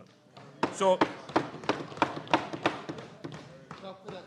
the same questions that Melissa forced on Black River must now be confronted everywhere, and the answers must be guided by the same logic, applied consistently, deliberately, and at national scale. That logic can be distilled into 4 foundational principles that will guide how we plan, build, and invest going forward. The first principle is strategic spatial planning and risk-informed development. What happened in Black River happened because for decades, development decisions were made without regard to hazard mapping, flood risk, or climate projections. That must now change. Critical national infrastructure must progressively be relocated away from high-risk coastal zones. Hospitals, schools, utilities, highways, and logistic facilities must be positioned with full regard to storm surge, flooding, and sea level rise. Where we build is as important as what we build. The second principle is building redundancy in distributed systems across critical infrastructure. Black River's civic core was concentrated in one exposed corridor. And when Melissa struck, a single surge compromised everything simultaneously. That is not resilience, that is fragility. Our transportation corridor, power systems, water supply, telecommunications, network, and logistics systems must be engineered with backup capacity and distributed architecture so that when one part of the system is struck, the rest keeps functioning. Resilience is incompatible with single points of failure. The third principle is the integration of regional development and resilient economic clusters. The Black River Plan does not end at the town's boundary. It connects to housing developments, agricultural corridors, tourism infrastructure, and the regional road network across the South Coast. That is intentional. Resilience cannot be built by project. It has to be built by a network. Connectivity, roads, hospitals, schools, housing, energy systems, and government services must be planned together to create a self-sustaining regional ecosystem. The fourth principle is economic diversification and production resilience. A resilient nation is not only physically strong, it is economically adaptable. Black River's rebuilt waterfront will anchor not just tourism, but wellness, marine recreation, heritage experience, and culinary offerings rooted in St. Elizabeth's agricultural identity. That diversification away from dependence on a single sector, any single market, any single source of economic activity is the model for Jamaica as a whole. We must broaden our productive base. Madam Speaker, the redevelopment of Black River will embody all 4 principles. It will be proof of concept that Jamaica has learned lessons and that we are determined to apply them not just to the historic town of the South Coast, that is the Black River, but to every parish, every corridor, and every community of this island that faces the same challenge as we seek to build forward stronger.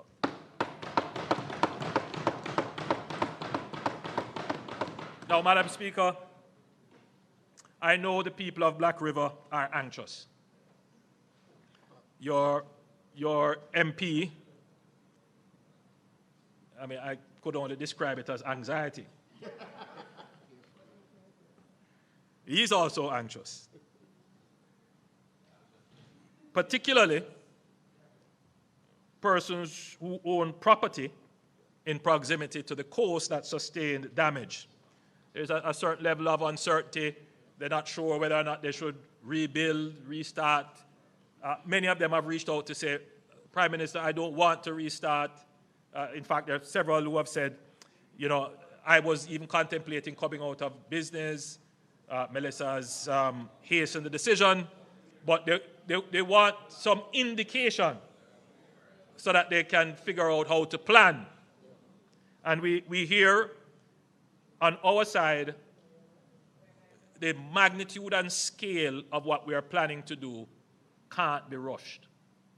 We can't make wrong decisions. So we have to think these things out carefully, put in place the systems and the structure. So today I would have laid out for you the NARA, which will manage it, the legal framework under which it is going to be managed. So we are well there. So I would say to the people of Black River, we have identified suitable lands to support a structured program of relocation and reconstruction for housing and business. For businesses, the town of Black River, for businesses in the town of Black River, the UDC has been asked to begin dialogue with property owners regarding acquisition of property and relocation where necessary. Madam Speaker, I don't want to say too much here because I know how, you know, what leaves here and lands there might be 2 different things. So I prefer that the entity, I have tasked them to go and start the dialogue, that they go and speak to the people directly. After agreement is reached, then you can speak publicly. Early next month, various agencies of the government will begin the consultations and sensitization with specific communities in Black River and along that corridor regarding relocation of their communities.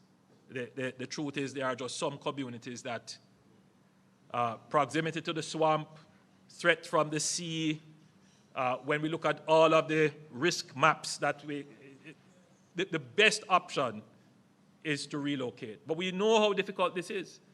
And so we will handle this in a very sensitive way. We will ensure in a very transparent way as well.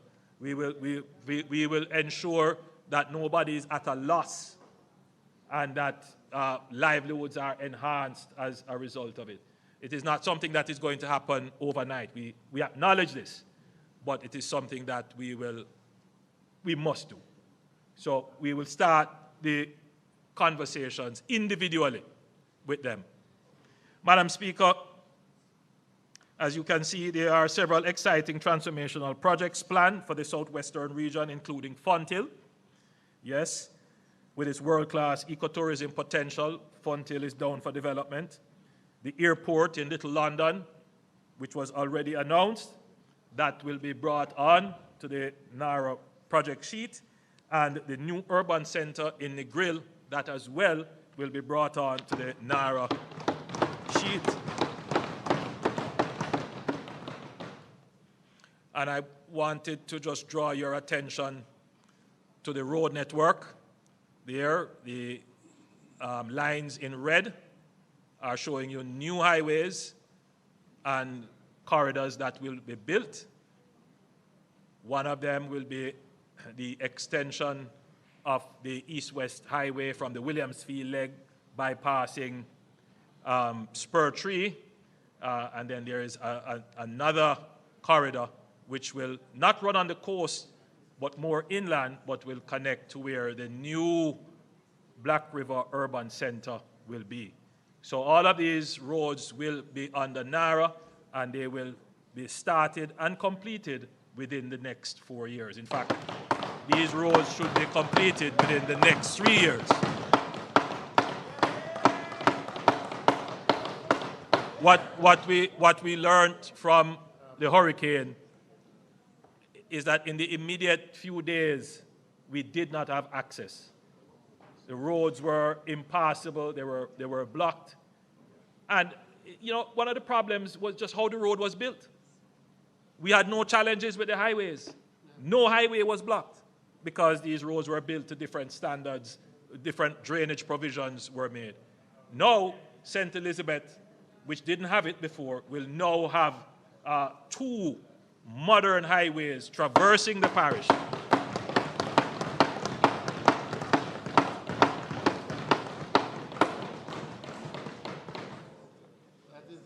Madam Speaker, I now turn to the northwest end of the island.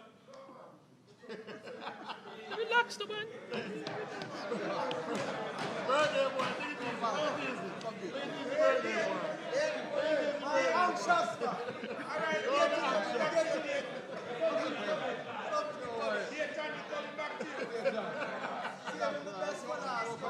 No, but the member, just to put the member at ease. What I'm presenting here are, you know, large-scale reconstruction projects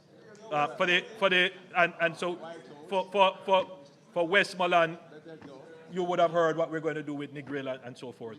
But for the other areas, it is mostly housing reconstruction. So I will address that. I will address that under a different modality. So, Madam Speaker, anyone who has driven from Montego Bay to Negril knows the bottlenecks at Hopewell and Lucy. This is not just a quality of life frustration, it is an economic cost. Every hour of unnecessary journey time is a deterrent to tourism investment, a disincentive to the visitor's experience, and a brake on the development of Hanover's enormous untapped potential.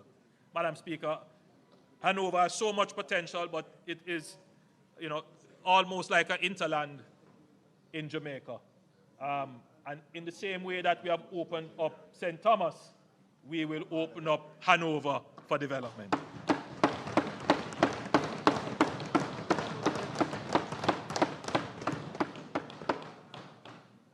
The government will advance the Hopewell and Lucy bypass, running through a connection point on the Long Hill bypass, which is already under construction.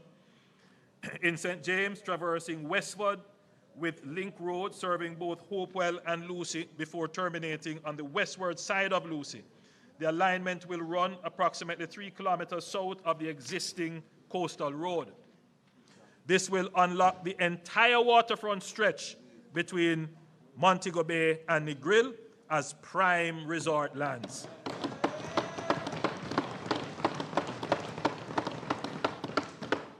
In addition to the bypass, we intend to develop the Lucy Harbour into a premium boating destination.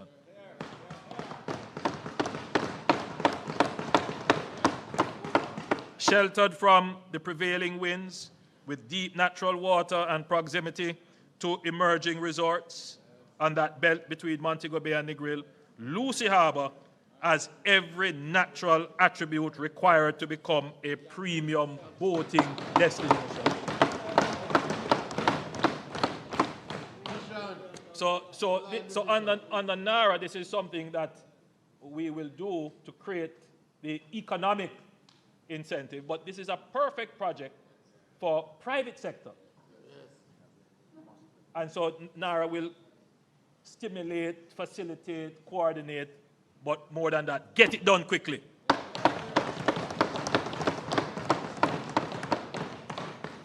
The town of Lucy itself is similarly at risk for storm and wave action in other words, it faces the same threats as Black River. In fact, probably worse, because Lucy is actually below sea level. So I wish to indicate here that consideration is being given to the eventual construction of a new town center for Lucy when the bypass that we have spoken about is complete. So we won't do it in this round. We can't take on too much. But let's do the bypass first, and then we do the new urban center for Lucy.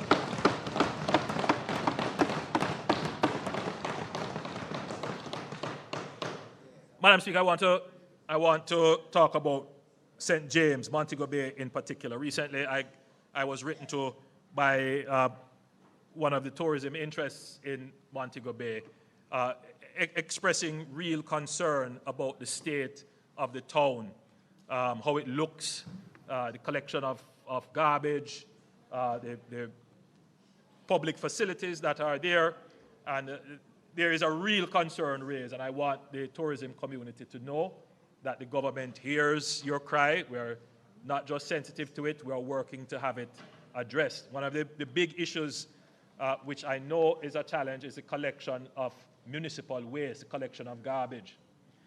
And I'm sure Minister Mackenzie will address this at some point, but you recall when we said we have over 500,000 truckloads of debris to move. We have made a dent on it, but it has been at the expense of the diversion of the limited stock of equipment that we have from the municipal operations into the debris management operations. I think very shortly we will have to bring the debris management to either a pause or an end so that we can refocus on the municipal issues. So I want to indicate to the people of St. James, yes, we hear you, and we are going to address this problem in short order.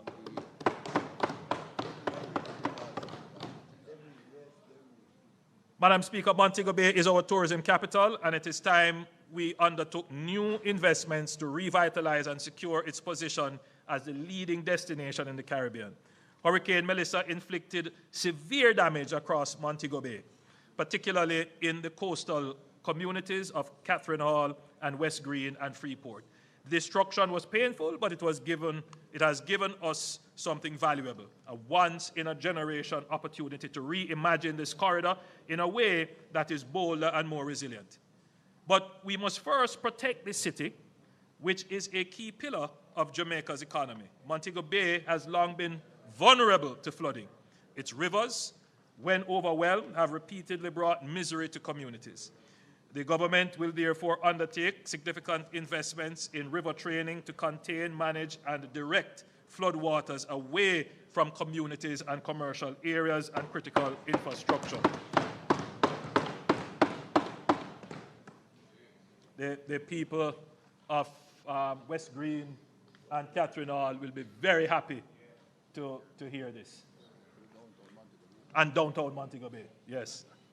Madam Speaker, the Montego Bay Freeport and its surrounding areas represent one of the most strategically valuable and scenically spectacular stretches of real estate in the entire Caribbean. It is home to our mixed-use cargo and cruise ship port and the Montego Bay Free Zone, and is flanked by major hotels, premium residential developments, and a forthcoming 28-story mixed-use hotel and residential complex, a powerful signal of the confidence that investors already place in this corridor. At the same time, the soon-to-be completed Montego Bay Perimeter Road is fundamentally reshaping the economic geography of the wider region, opening new corridors and unlocking additional lands for investment that were previously out of reach. Our plan is to gradually relocate the BPO and light industrial activities in the free zone to new purpose-built facilities along the Montego Bay Perimeter Road, catalyzing vibrant economic activity along the emerging corridor while providing modern, world-class, purpose-designed spaces. The thinking and the beauty of this strategy is that this will free up prime waterfront lands on the Freeport Peninsula for their highest and best use. We envision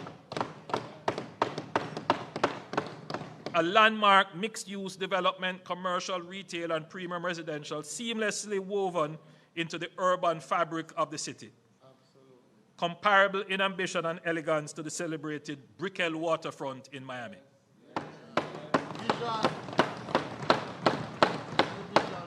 And at the heart of this vision will be a performing arts theater. It always is a puzzle to me. Every hotel has to have their own entertainment package.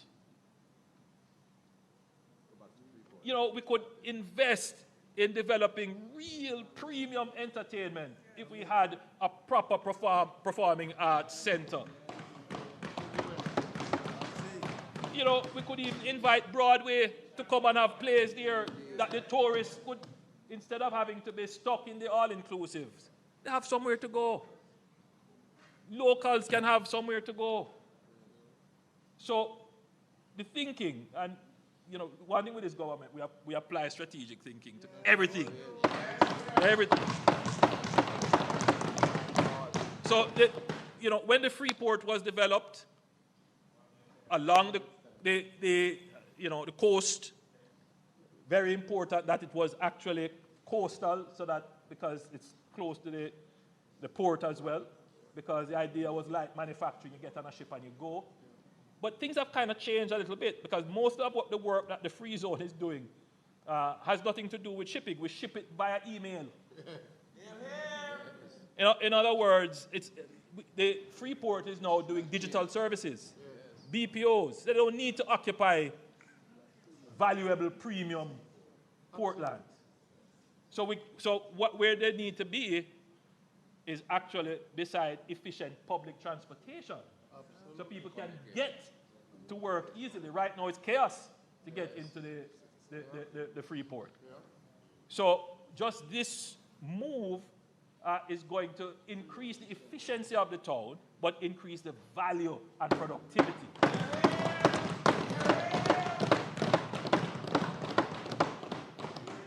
And redirect traffic from outside of the town to allow Montego Bay to be able to breathe. Madam Speaker, the vision does not stop at Freeport. What we are proposing is the transformation of the entire coastal corridor, from the Freeport sweeping eastward to Harmony Beach Park, along the waterfront, and all the way to the iconic Hip Strip. This breathtaking stretch of Caribbean coastline will be unified into one seamless, world-class leisure, entertainment, and shopping corridor. The Top Road. Minister, what's the proper name of the Top Road? The Queen's Drive. Top Road is that. Is the president of Montego Bay. Top Road, as we all know it. Very, very few people know it as Queen's Drive. The Top Road will be dualized, and it's a very important point. The Top Road will be dualized to handle traffic efficiently, while the Bottom Road will be progressively pedestrianized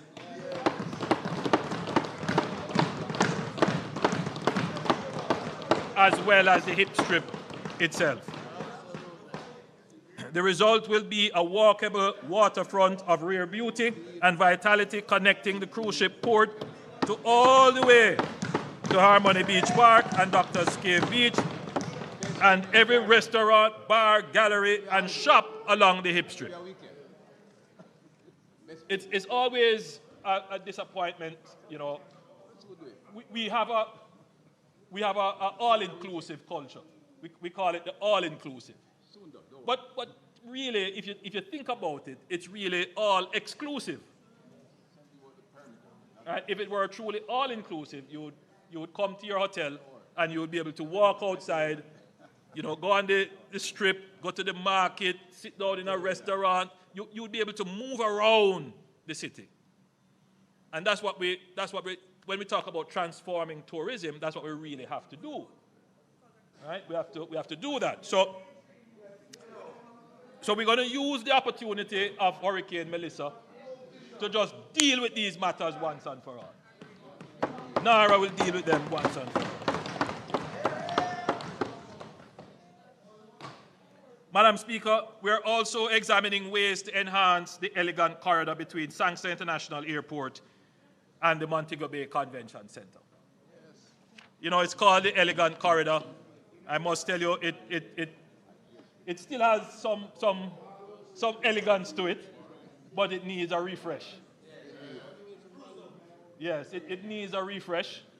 So we're going to be examining ways to do that. One of the big challenges with the elegant corridor, the Minister of Tourism will tell you, and I'm saying this for the hearing of those persons who operate hotels along the corridor, is the noise pollution. Yes. You see, Madam Speaker, when the North Coast Highway was being developed, that section was technically supposed to be a boulevard. Right? So, you know, in designing cities and towns, you know, streets lead on to boulevards. So streets empty traffic onto boulevards, and boulevards carry them onto highways. But what has happened is that this road is neither a boulevard or street, or it is playing all these roles. And it is carrying heavy traffic like a highway, but people have to exit to go into the hotels or go into the business places. Worst of all, and what really sometimes I'm very distressed when I see it, the hop, skip, and jump of workers trying to move across the road to get to the hotel. It doesn't make sense. So that entire elegant corridor has to be redefined and re-engineered to deal with soundproofing by building natural sound barriers, grade separation and tunneling so that you can move across, and building, because there is enough space in several areas to also build a kind of local road that connects all the hotels. Then you go under or over and you're onto golf course or wherever, to really make the tourism product more seamless and of greater value and greater attractiveness.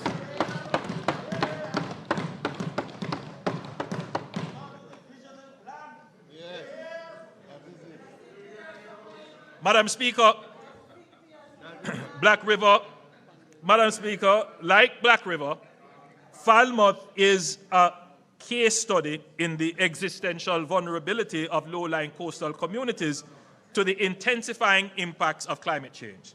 The flooding of the town, the failure of its drainage infrastructure, and the severing of its road connections during Hurricane Melissa were not random misfortunes. They were the predictable consequences of a town whose layout, institutions, and infrastructure were simply never designed for the climate realities we face today.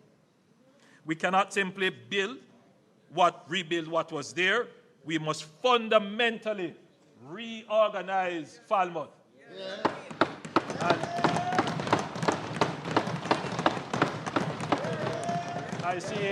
I see, Madam Speaker, a big smile on the Member of Parliament for North Trelawney, who, unlike most MPs, she actually lives in her constituency and lives in the town of Falmouth. All right, member from Southwest St. Catherine. The drag line, who else lives in their constituency? Good. Good, Rose, good. The drag line, which is the critical drainage canal running east to west through the town, provides a natural organizing boundary. It is both the town's most important piece of infrastructure, and as Melissa demonstrated, it is the most neglected. Major infrastructure works will be undertaken to clean it and progressively modernize it into a functional water feature that both protects the town and enhances the remarkable Georgian character. Again, this will be a project on an hour. But more than that, the drag line will serve as a boundary between two distinct and complementary zones of reimagined Falmouth. North of the drag line, closer to the sea, The focus will be on what the waterfront does best: tourism, heritage, recreation, and coastal protection. The magnificent Georgian Historic Core, the Albert George Market, the Falmouth Courthouse, the Tharp House Complex, the churches, and the Baptist Manse will all be preserved as far as possible. The cruise port and the waterfront will be enhanced and activated as world-class visitor experience. South of the dragline, we will build the resilient civic backbone that Falmouth has never had. The hospital will be relocated inland. It's a very important point, members. Madam Member of Parliament, we will be relocating the Falmouth Hospital inland. We have identified somewhere. We'll make that known as soon as we have finalized the land. And this will be away from the flood zone with direct access to the North Coast Highway so that it remains fully operational precisely when it is needed most. Madam Speaker, during the pandemic, I flew to the hospital, and again, I want to commend all the hospital workers, but I wanted to commend the Falmouth workers in particular as I visited them. Very difficult circumstances, but like everywhere else, they were there doing their service. A new urban center will be built to modern standards of climate resilience and will consolidate critical public services and give people of Trelawney the standard of public facilities they deserve. Further south,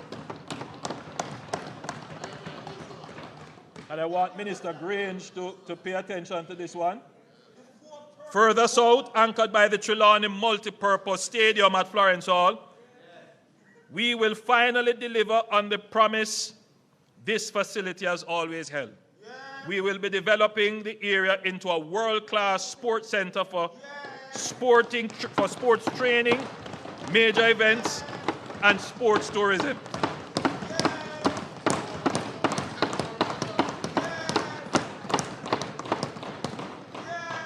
While building around it vibrant housing and a commercial nucleus that brings permanent economic life to this corridor. Madam Speaker, we have had several proposals come to use the Trelawney Stadium, but the government was never fully in a position because, Madam Speaker, to convert this into a sports tourism entity would require not just the facility.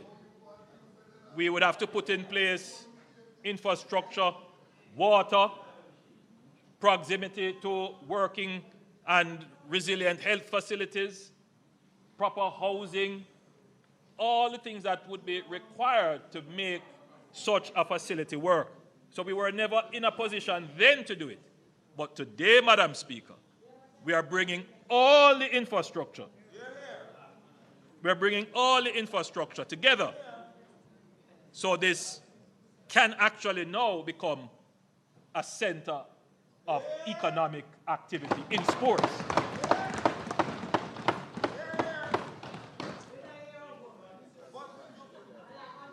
The Minister of Tourism sent me a note to say that I forgot to mention the upgrade of the Montego Bay Convention Center. Yes, under these projects, the Montego Bay Convention Center will be upgraded in addition to the re-engineering of the elegant corridor. Madam Speaker, I now move to the northeastern section of the island.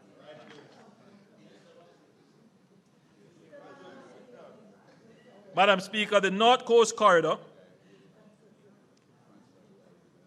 and the Draxall and Miami Bay stretch in particular has become one of the most rapidly developing commercial zones in Jamaica. New businesses, new housing developments, new hospitality enterprises, and new entrepreneurial energy have concentrated in this corridor with remarkable momentum. The government wants to support and deepen that energy, not for it to be strangled, by the congestion, but for it to be able to properly carry the traffic load of the area. On major event weekends, traffic snarl from miles from St. Anne into neighboring Trelawney. The North Coast Highway capacity has been exceeded by the very growth it helped generate. And attempting to upgrade a heavily used roadway while traffic is still flowing through it, as we learned from the South Coast Highway Improvement Project, causes disruption and dislocation that simply cannot be absorbed by communities and businesses that depend on the corridor for their livelihoods. The solution is to build the alternative first. Detailed feasibility studies are being completed for the North-South Highway Extension Project. The proposed extension consists of 2 segments branching from a new grade-separated interchange near Miami Bay, westward to Discovery Bay in St. Anne, and eastward to Tower Isle in St. Mary. Together, these extensions will create a high-speed tolled alternative to the existing North Coast Road, diverting through traffic away from the congested commercial corridor, reducing journey times dramatically and unlocking the tourism and investment potential of the wider North Coast and St. Mary to the western parishes. Once the North-South Highway extension is sufficiently advanced, the North Coast Highway Improvement Project will follow, upgrading the existing alignment from Montego Bay to Draxall, including the dualization of key sections where traffic volumes and safety demands require it. The Draxall corridor is not a problem to be managed. It is a success story to be expanded.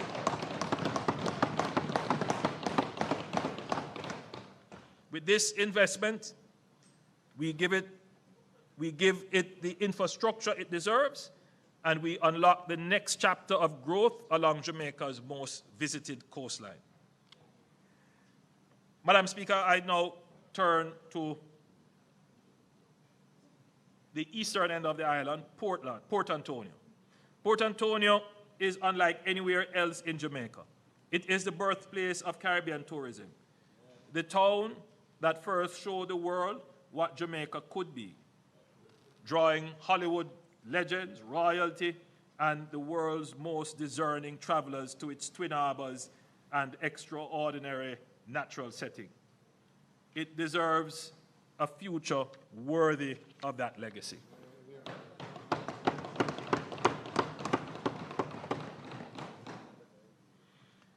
As I have reported to this Honourable House on previous occasions, the Port Authority of Jamaica, working with international consultants, town residents, elected officials, and government agencies, developed a master plan for Port Antonio built around a clear and compelling vision.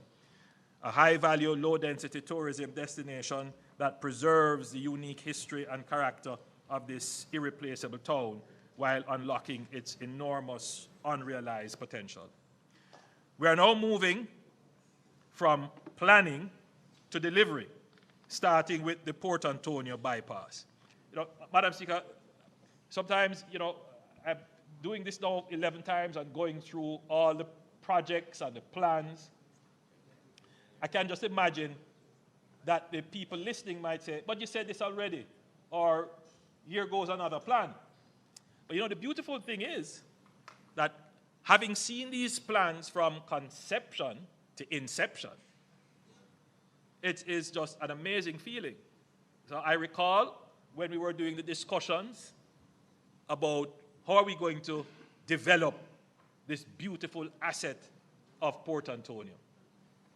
And we recall that when the sewer lines were being put in, I believe by the opposition at the time was the government, the chaos it created in the town. We got the money.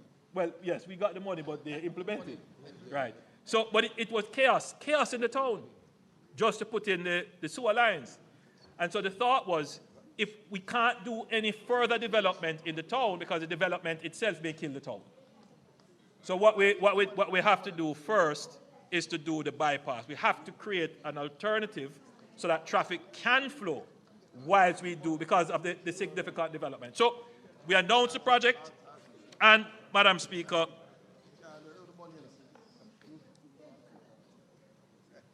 and I'm now pleased to say that the project.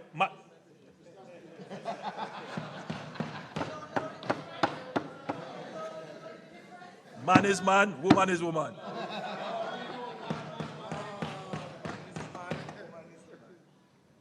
Mr. Speaker, I'm pleased to say that this project has started.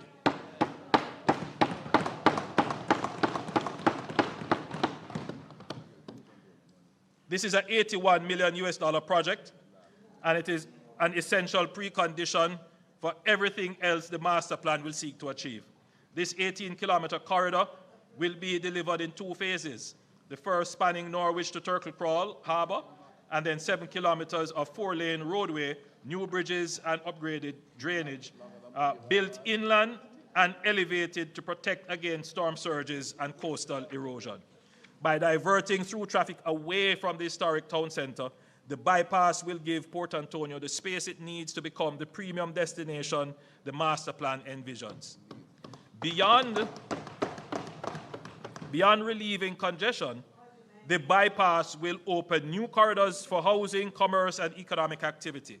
And as I've said, works has already begun.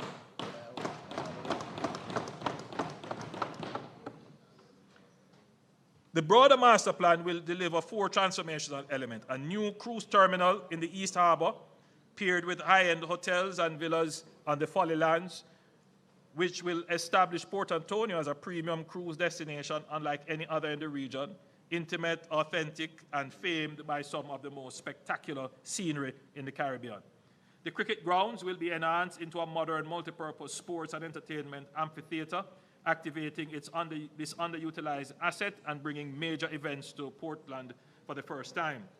A new pedestrian promenade along the shoreline will connect the east and west harbors, transforming the waterfront into a continuous walkable space for residents and visitors alike. And a new public park will give the people of Portland a world-class recreational amenity on their doorsteps. Madam Speaker, just to be clear, these pictures that you are seeing are not just, promotional rendering. Actual architectural design work has gone into this.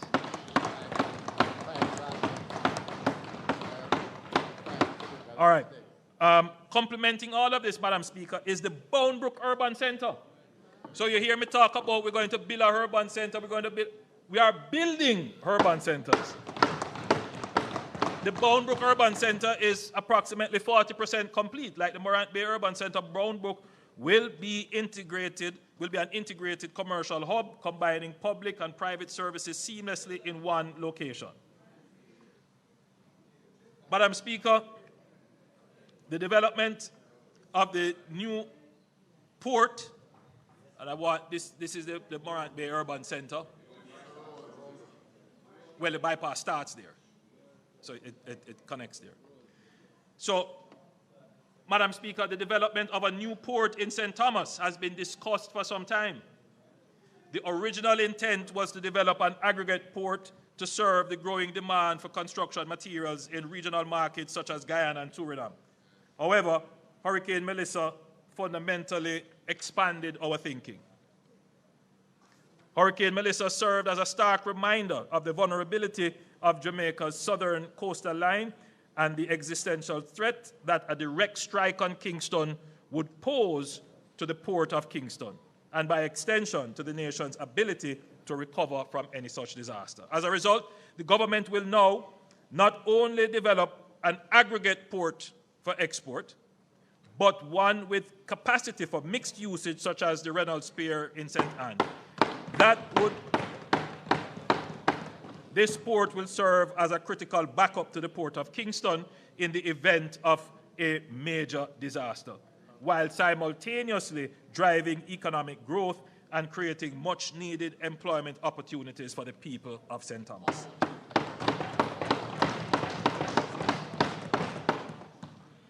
Subject to more detailed feasibility studies, the Port Authority has identified a site near Yala, St. Thomas, that benefits from adequate coastal depth and vessel berthing, proximity to established quarry operations, and road access via the newly completed highway.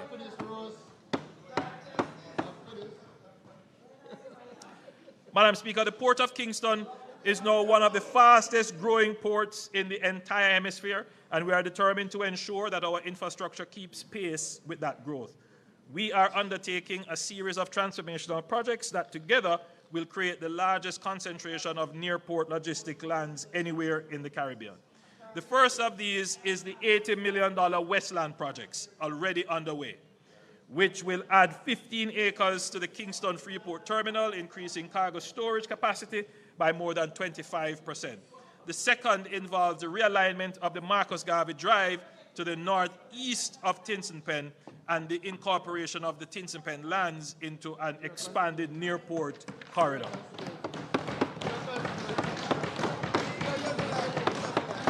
No, it's our constituency.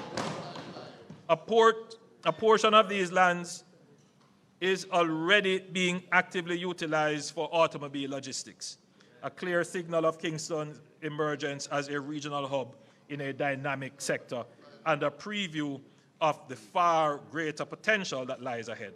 Madam Speaker, inadequate drainage infrastructure along this corridor has resulted in disruption of operations from even moderate rainfall.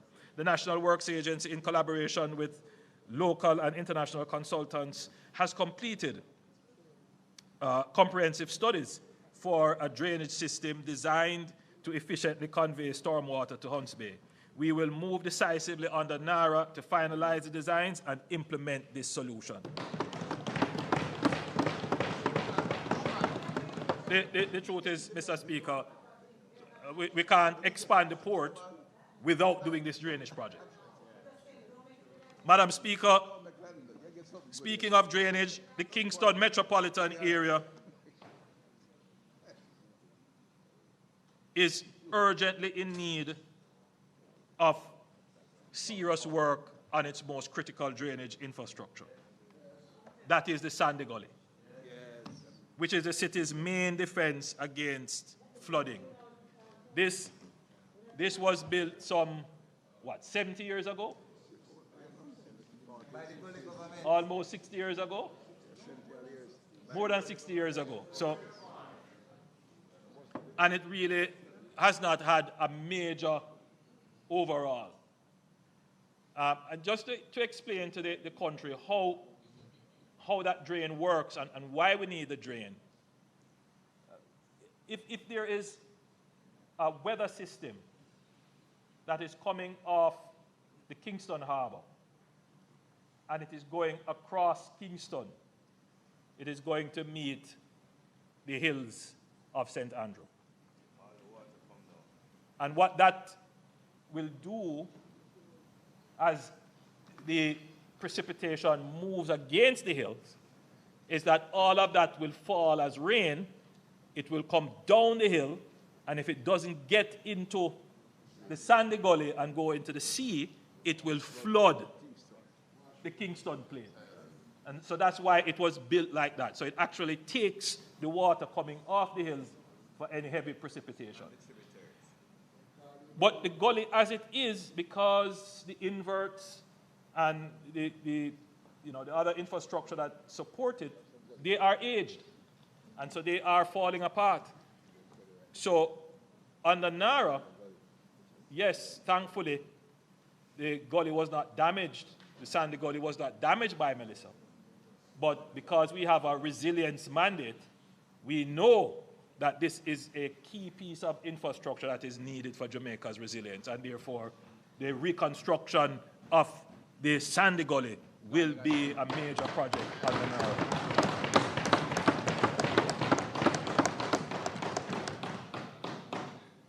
Anchoring the entire logistics ecosystem is the Caymanas Special Economic Zone, Jamaica's flagship logistics project. The Caymanas Special Economic Zone is designed to complete Jamaica's transition from a transshipment hub to a fully fledged logistics center for the region and beyond. The first phase will be developed over 4 years at a cost of $8 billion, covering 200 acres of the 700-acre property, generating hundreds of direct and indirect jobs during construction alone.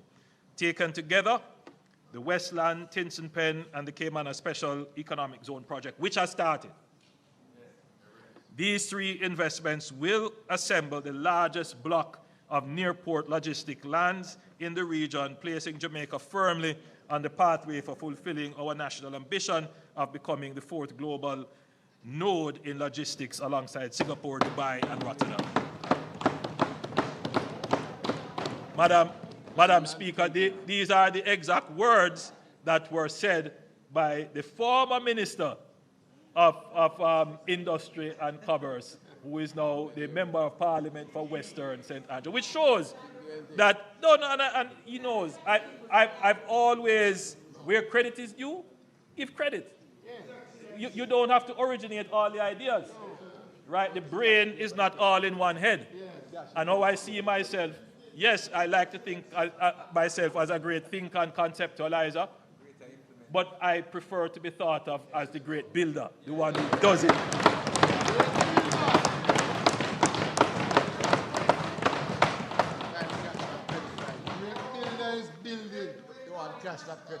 Madam Speaker, when major disaster strikes, the ability of the state to function, to coordinate, to communicate, to make decisions, to serve the people depends on having facilities that can withstand the impact and continue operating in its aftermath. Hurricane Melissa exposed the vulnerability of the government itself.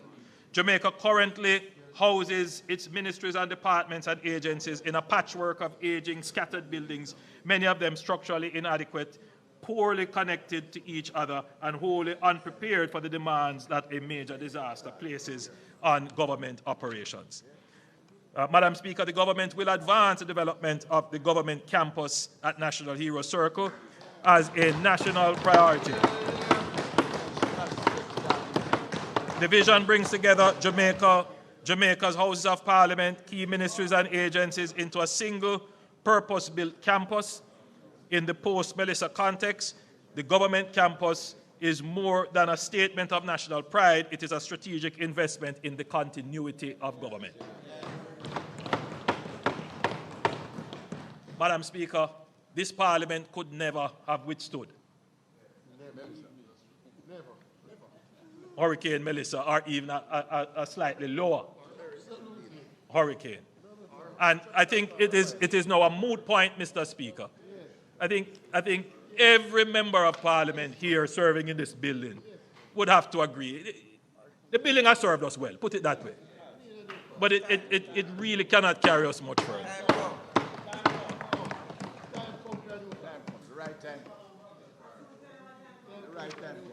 Madam Speaker, resilience is not only our road and bridges. Resilience must also include our health facilities. Kingston Public Hospital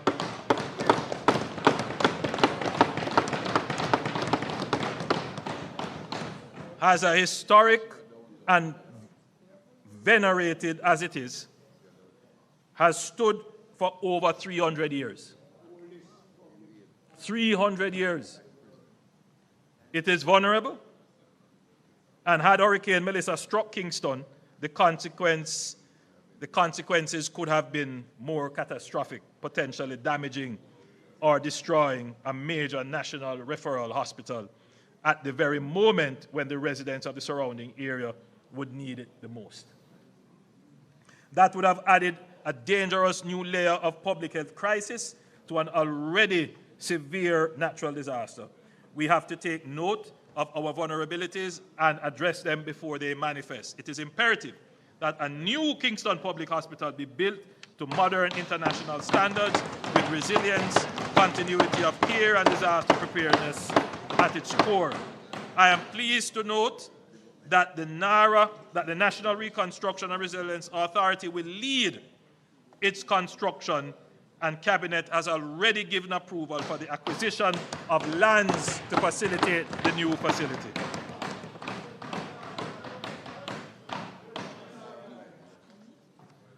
Madam Speaker, both our major international airports sit adjacent to the sea, and we are vulnerable to storm surges and the long-term effects of sea level rise. When Melissa struck, the operational pressure on both facilities was immense. The question that we must answer honestly and urgently: what happens if one or both of our major international airports is rendered inoperable by a natural disaster? The answer cannot be that Jamaica has no answer.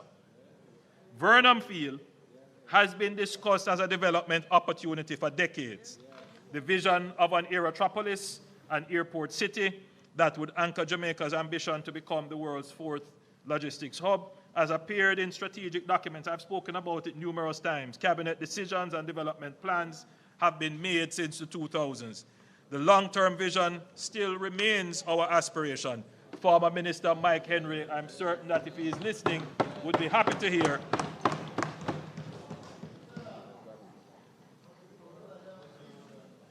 that the Vernon Field, and that's the airstrip you're looking at, which was built during the World War II era, that by and large the concrete is still intact.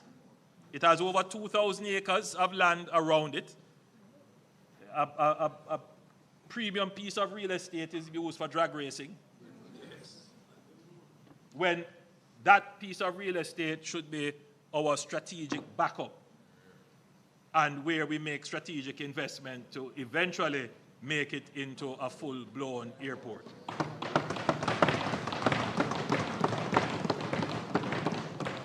And this is why we will advance the Vernon Field Light project, a focused phase rehabilitation of the existing airstrip to create an international airdrome capable of accommodating the largest commercial aircraft in operation. And this means that in the event of a hurricane, earthquake, or other disaster that renders Norman Manley or Sangster International Airport inoperable, or both, Jamaica will have an inland facility capable of receiving wide-body jets, humanitarian relief aircraft, cargo planes, and military transport.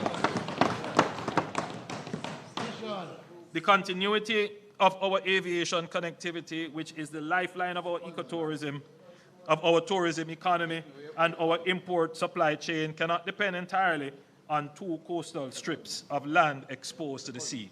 Beyond its resilience function, the Vernon Field Light project will deliver immediate operational value across a range of activities, for example, providing dedicated facilities for international private jets, purpose-built hangar facilities, aviation training and certification, as well as serving as the Maritime Air and Cyber Command base for the JDF.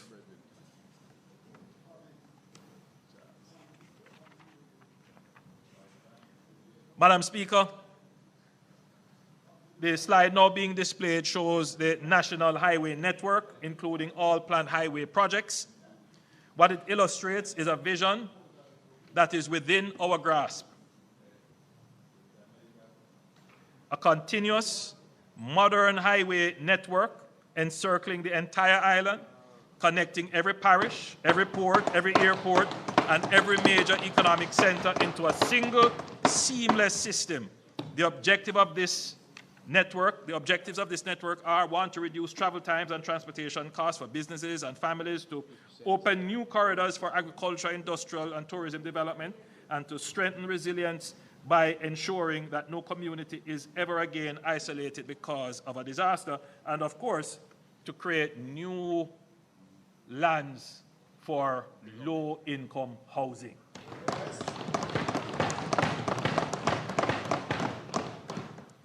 Hurricane Melissa has, among other things, reinforced that infrastructure cannot continue to be planned, designed, and built in silos. That approach has cost us dearly. Roads are rehabilitated and then torn up again because a pipeline issue was not anticipated. Drainage deficiencies short the life of otherwise sound roadworks.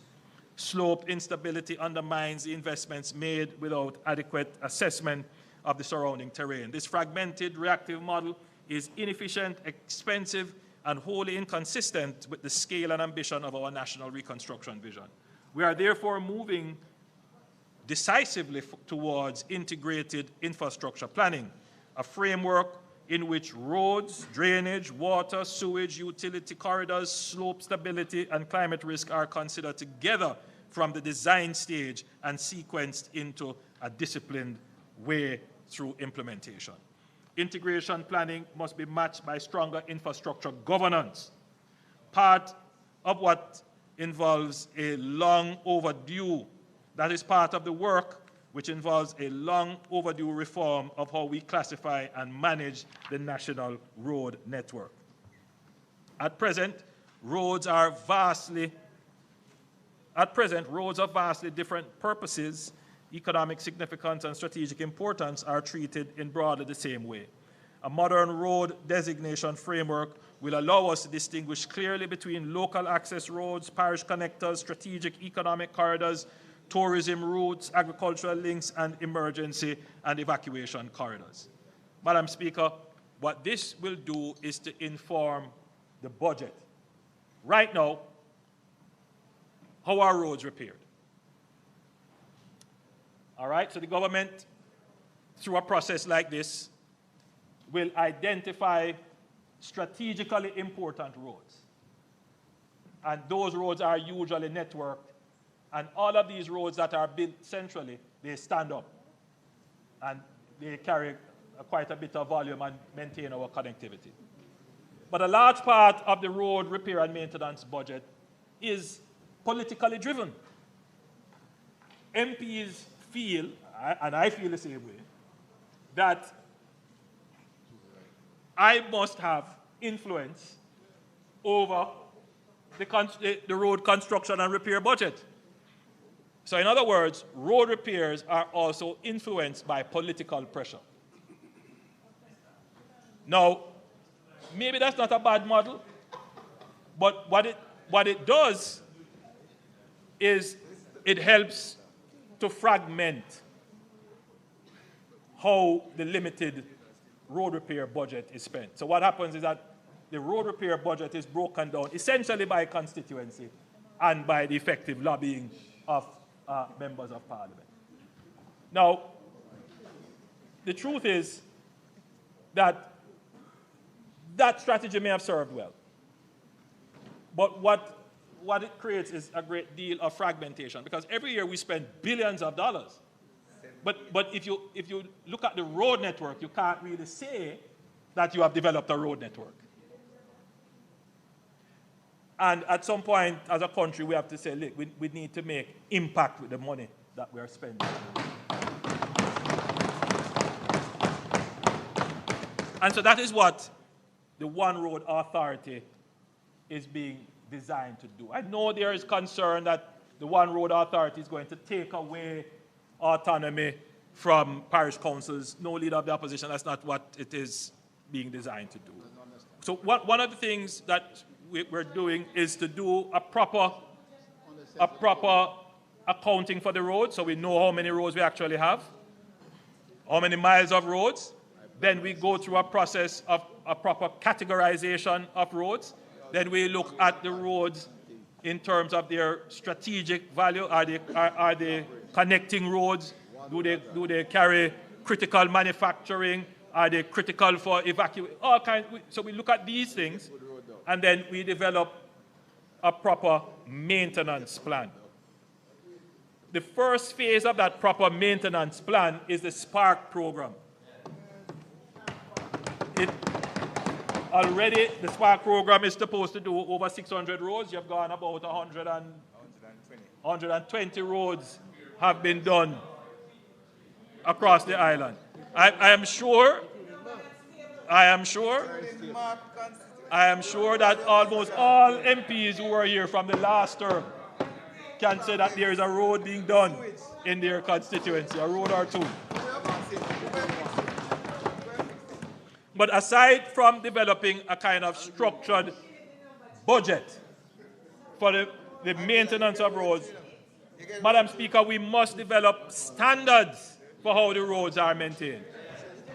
And there must be an entity that holds road users to account when they destroy the road. Yes. Madam Speaker, it is a great pain to me to drive on some of our very important urban roads, arterial roads, and you see the wanton spillage of concrete. And it's as if they do it with impunity. Well, I am putting all of those persons who are spilling concrete on our roads on notice. When the NARA is established, you will be prosecuted. The One Road Authority. You're listening. The One Road Authority. Because that entity will also have the power to prosecute. Yes. And something too. Madam Speaker, I want to turn very quickly to housing. This year, the National Housing Trust marks its 50th anniversary. The NHT has stood as one of the most enduring and consequential institutions in Jamaica's development architecture, a testament to the vision of former Prime Minister Michael Mann. Hail the man.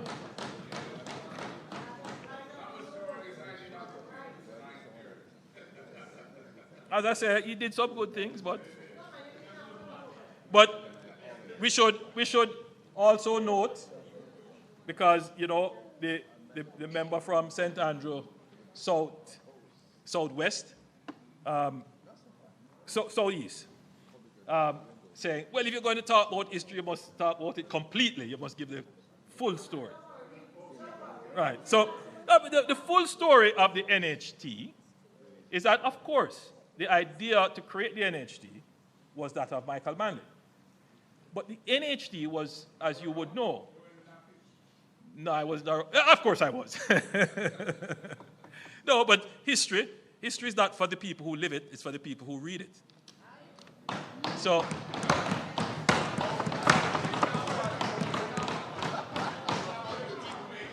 no, you read it. You have to read history. You have to read history. Because, you know, the truth is, leader of the opposition, you know, there are people who live the experience, right? But when they actually read it, they say, but it's different. Because when you have to sit down and put everything into context and bring things into consideration that the person experiencing it would not be able to interpret, you get a fuller experience when you're reading the analytic of the event. But, Madam Speaker, the point is that the NHT was formed out of the NIS. Yes. In other words, the fund that we created, the National Insurance Fund, which when we created, the PMP objected to it, turned it around, called it sin, never wanted it to be done. So now what happened is that, of course, the initial establishment of its structure and the funding came from the NIS. So, I mean, it's just a part of the context of the NHT. But to the credit of former Prime Minister Michael Manley, this is an institution that has served Jamaica well.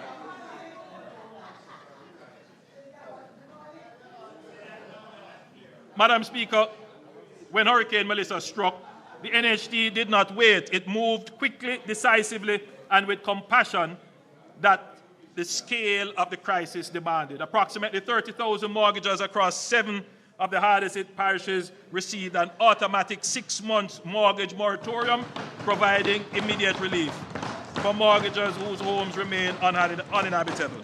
That moratorium has been extended. That moratorium, the NHT has extended it until the beneficiary is able to restore their home. A special disaster relief grant of up to $500,000 was made available for contributors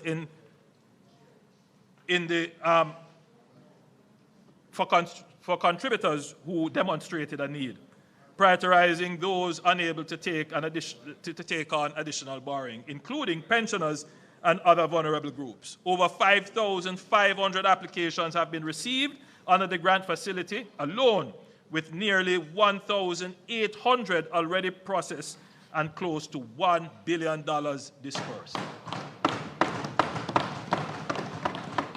The NHD has also procured 2,500 semi-permanent housing solutions at a cost of US $19 million for families who lost their homes entirely. The first 300 units are on island and are being cleared for distribution. So finally, we will have some of these modular housing solutions, semi-permanent housing solutions. The NHD also introduced a hurricane relief loan of up to $3.5 million at concessional 2% interest rate to support essential repairs, disaster resilience upgrading, including reinforced roofing, and hurricane shelter and supplementation of insurance claims. Madam Speaker, the Leader of the Opposition said he hasn't seen any program insisting that restoration must be done to code and standard. I can assure you, Madam Speaker, that this program under the NHD, that the persons who are restoring their homes must do so according to the relevant local building codes.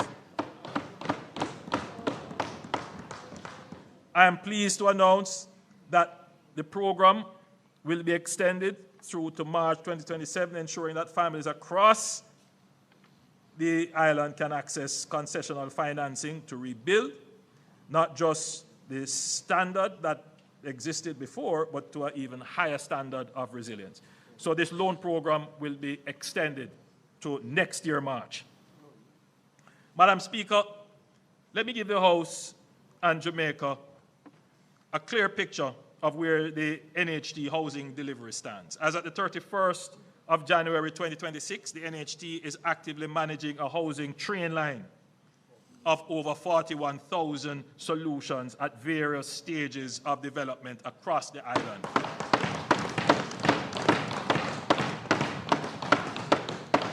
This includes approximately 10,700 units currently under construction, and you see them, those are telling you where they are all across Jamaica. Nearly 6,000 at contract award stage, and 11,500 in procurement and negotiations, and more than 11,600 in planning and design. Two major new developments have commenced at the Longville Meadows in Clarendon and Friendship Phase 2 in St. Elizabeth, together totaling 2,800 solutions. In the coming financial year, the NHD has projected housing expenditure of approximately $50 billion, with a further subsidy of approximately $21 billion under the external financing mortgage program. This represents one of the most ambitious housing programs in the history of the NHD, covering developments in St. Catherine, Trelawney, Manchester, Clarendon, Westmoreland, St. Thomas, St. Mary, Kingston, and beyond. Madam Speaker, I need to directly address the public debate surrounding the annual transfer from the NHD to support the budget. The opposition has made much of the annual $11.4 billion transfer from the NHD. In the face of fiscal pressures created by Hurricane Melissa, the government had no realistic alternative but to extend the drawdown. Were the drawdown to be discontinued, the $11.4 billion would have to be found elsewhere, resulting in additional taxes beyond those announced. I fully acknowledge that the Jamaican workers contribute to the NHD with the expectation that those funds will be used for housing. That expectation is legitimate, and the government takes it seriously. But we have to be clear on what the real challenges are and how to solve them. First, let me give some deeper insight into the $11.4 billion. $11.4 billion is the gross amount that the NHD transfers to the government, gross. This is net off against the statutory deductions and taxes that the NHD itself is obliged to pay to the government. Technically, therefore, the government gets approximately $7 to $7.5 billion net from the NHD. I think that is a very important contextual element of the problem. No, every year. Every year. Every year. So, because sometimes we run with the headlines, but we don't really look at the details. All right. Second, the NHD remains a solid, well-capitalized body that is not a fiscal risk to the government.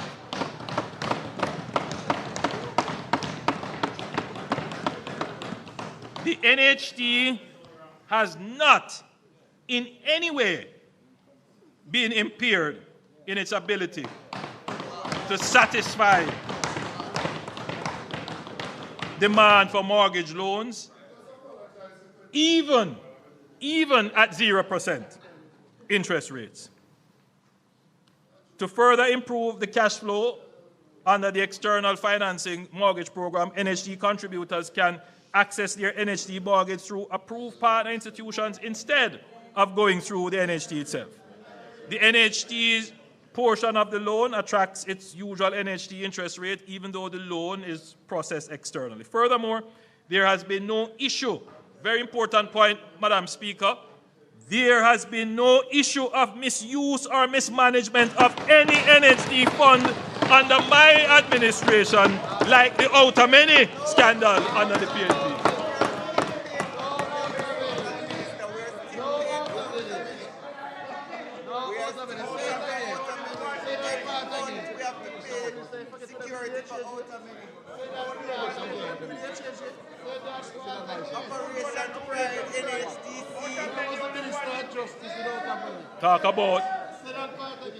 Talk about corruption. Yes.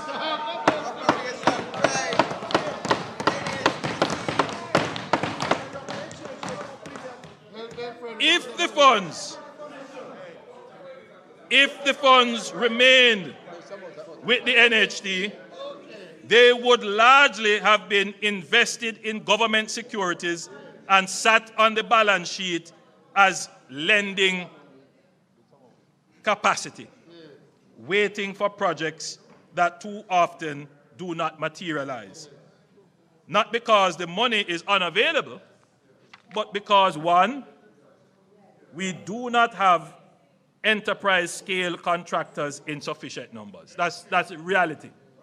Number two, we do not have large swathes of developable land that is close to where people want to live or where sufficient infrastructure exists, so that all that is required to do is to put in the last mile.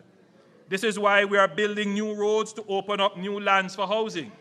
That is what we have done in the East, in St. Thomas and Portland, and now we're doing it in St. Elizabeth and Westmoreland. But even when we open up new lands through roads and highways, it takes time to get the infrastructure to the last mile. We have an over-bureaucratization of the development and approvals and permitting process. We are working to simplify and accelerate this, which is why you would have heard about FAST, about NARA. All of these are attempts to accelerate the process. Collectively, these factors mean that the cost of construction in the affordable segment of the housing market makes viable projects difficult to assemble.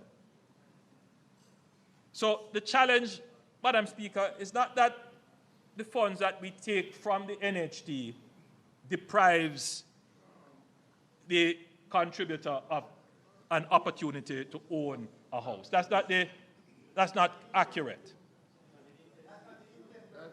The challenge is, because even though we have taken the funds, in this administration, we have done more than any other.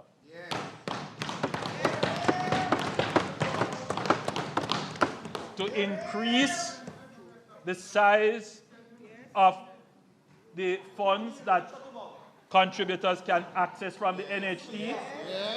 We have increased the number of persons who can co-make or co-join. But more than that, we have reduced the interest rate. Can you imagine you can get a mortgage for 0 interest rate? 0. Right? So in other words, what we have done, very high, 60% of the mortgages are 0%. No, 60% of the yes. So if you earn a certain level, you get a 0% interest rate. And 60% of mortgages pay actually 0% interest rate. So there's this notion that somehow the funds deprive. So the NHT, as I've said, offers 0% interest rates to low-income earners. Yes. But demand for mortgages is still limited because of the availability of homes in the price segment that the contributors would be able to afford. Now, this is an important point to note. Further subsidizing demand only ends up increasing prices. As we have increased the contributors' access to financing, what we see happening is an increase in the price of the house. In fact, every time we increase, the price of the house moves with the increases that we give in terms of the funds that they can access. And that tells you, more than anything, that there is a supply-side problem. That is really the issue. How do we expand the supply of houses? And we outline the structural issues that exist, which are not all NHT problems. So further subsidizing demand only ends up increasing prices. We have seen this clearly every time we have increased the NHT loan limit. Prices rise to absorb the additional lending capacity because supply does not keep pace. Jamaica's housing crisis is not a financing crisis, it is a supply crisis. And no amount of money sitting on the NHT's balance sheet will build a single new home without the land, the infrastructure, the approvals, the construction capacity to put it to work. What we need urgently and at scale is a ramping up of housing supply.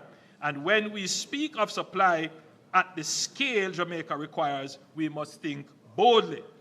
And that is why this administration developed the Greater Bernard Lodge Development Program as a demonstration of what becomes possible when government planners and the private sector align common vision around serious commitment and execution.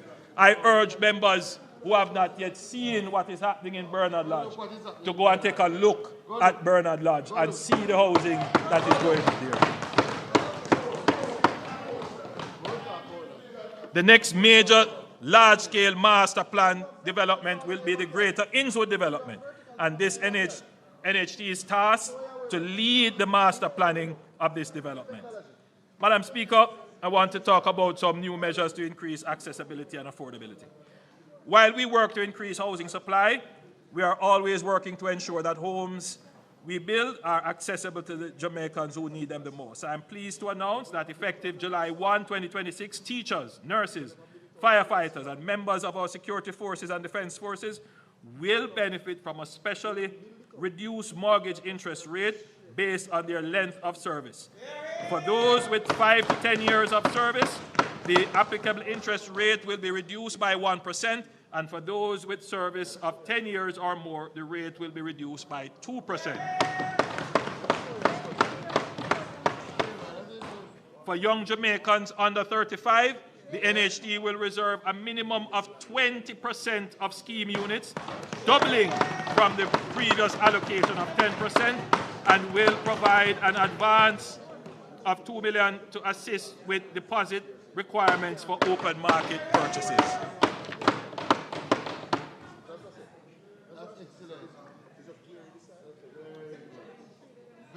Also effective, July 1, the home improvement loan waiting period will be reduced from 7 to 5 years, giving existing homeowners faster access to funds for maintenance, security, green energy upgrades, and expansion. All of these were commitments made in our 2025 manifesto.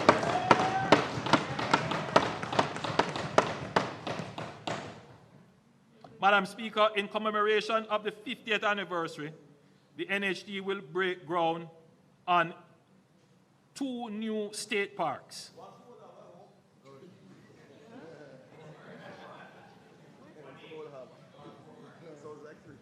I had already announced one in Manchester, and that is being developed as we speak. They are trying to come to some agreement with the local municipality as to the exact location as to where that should go.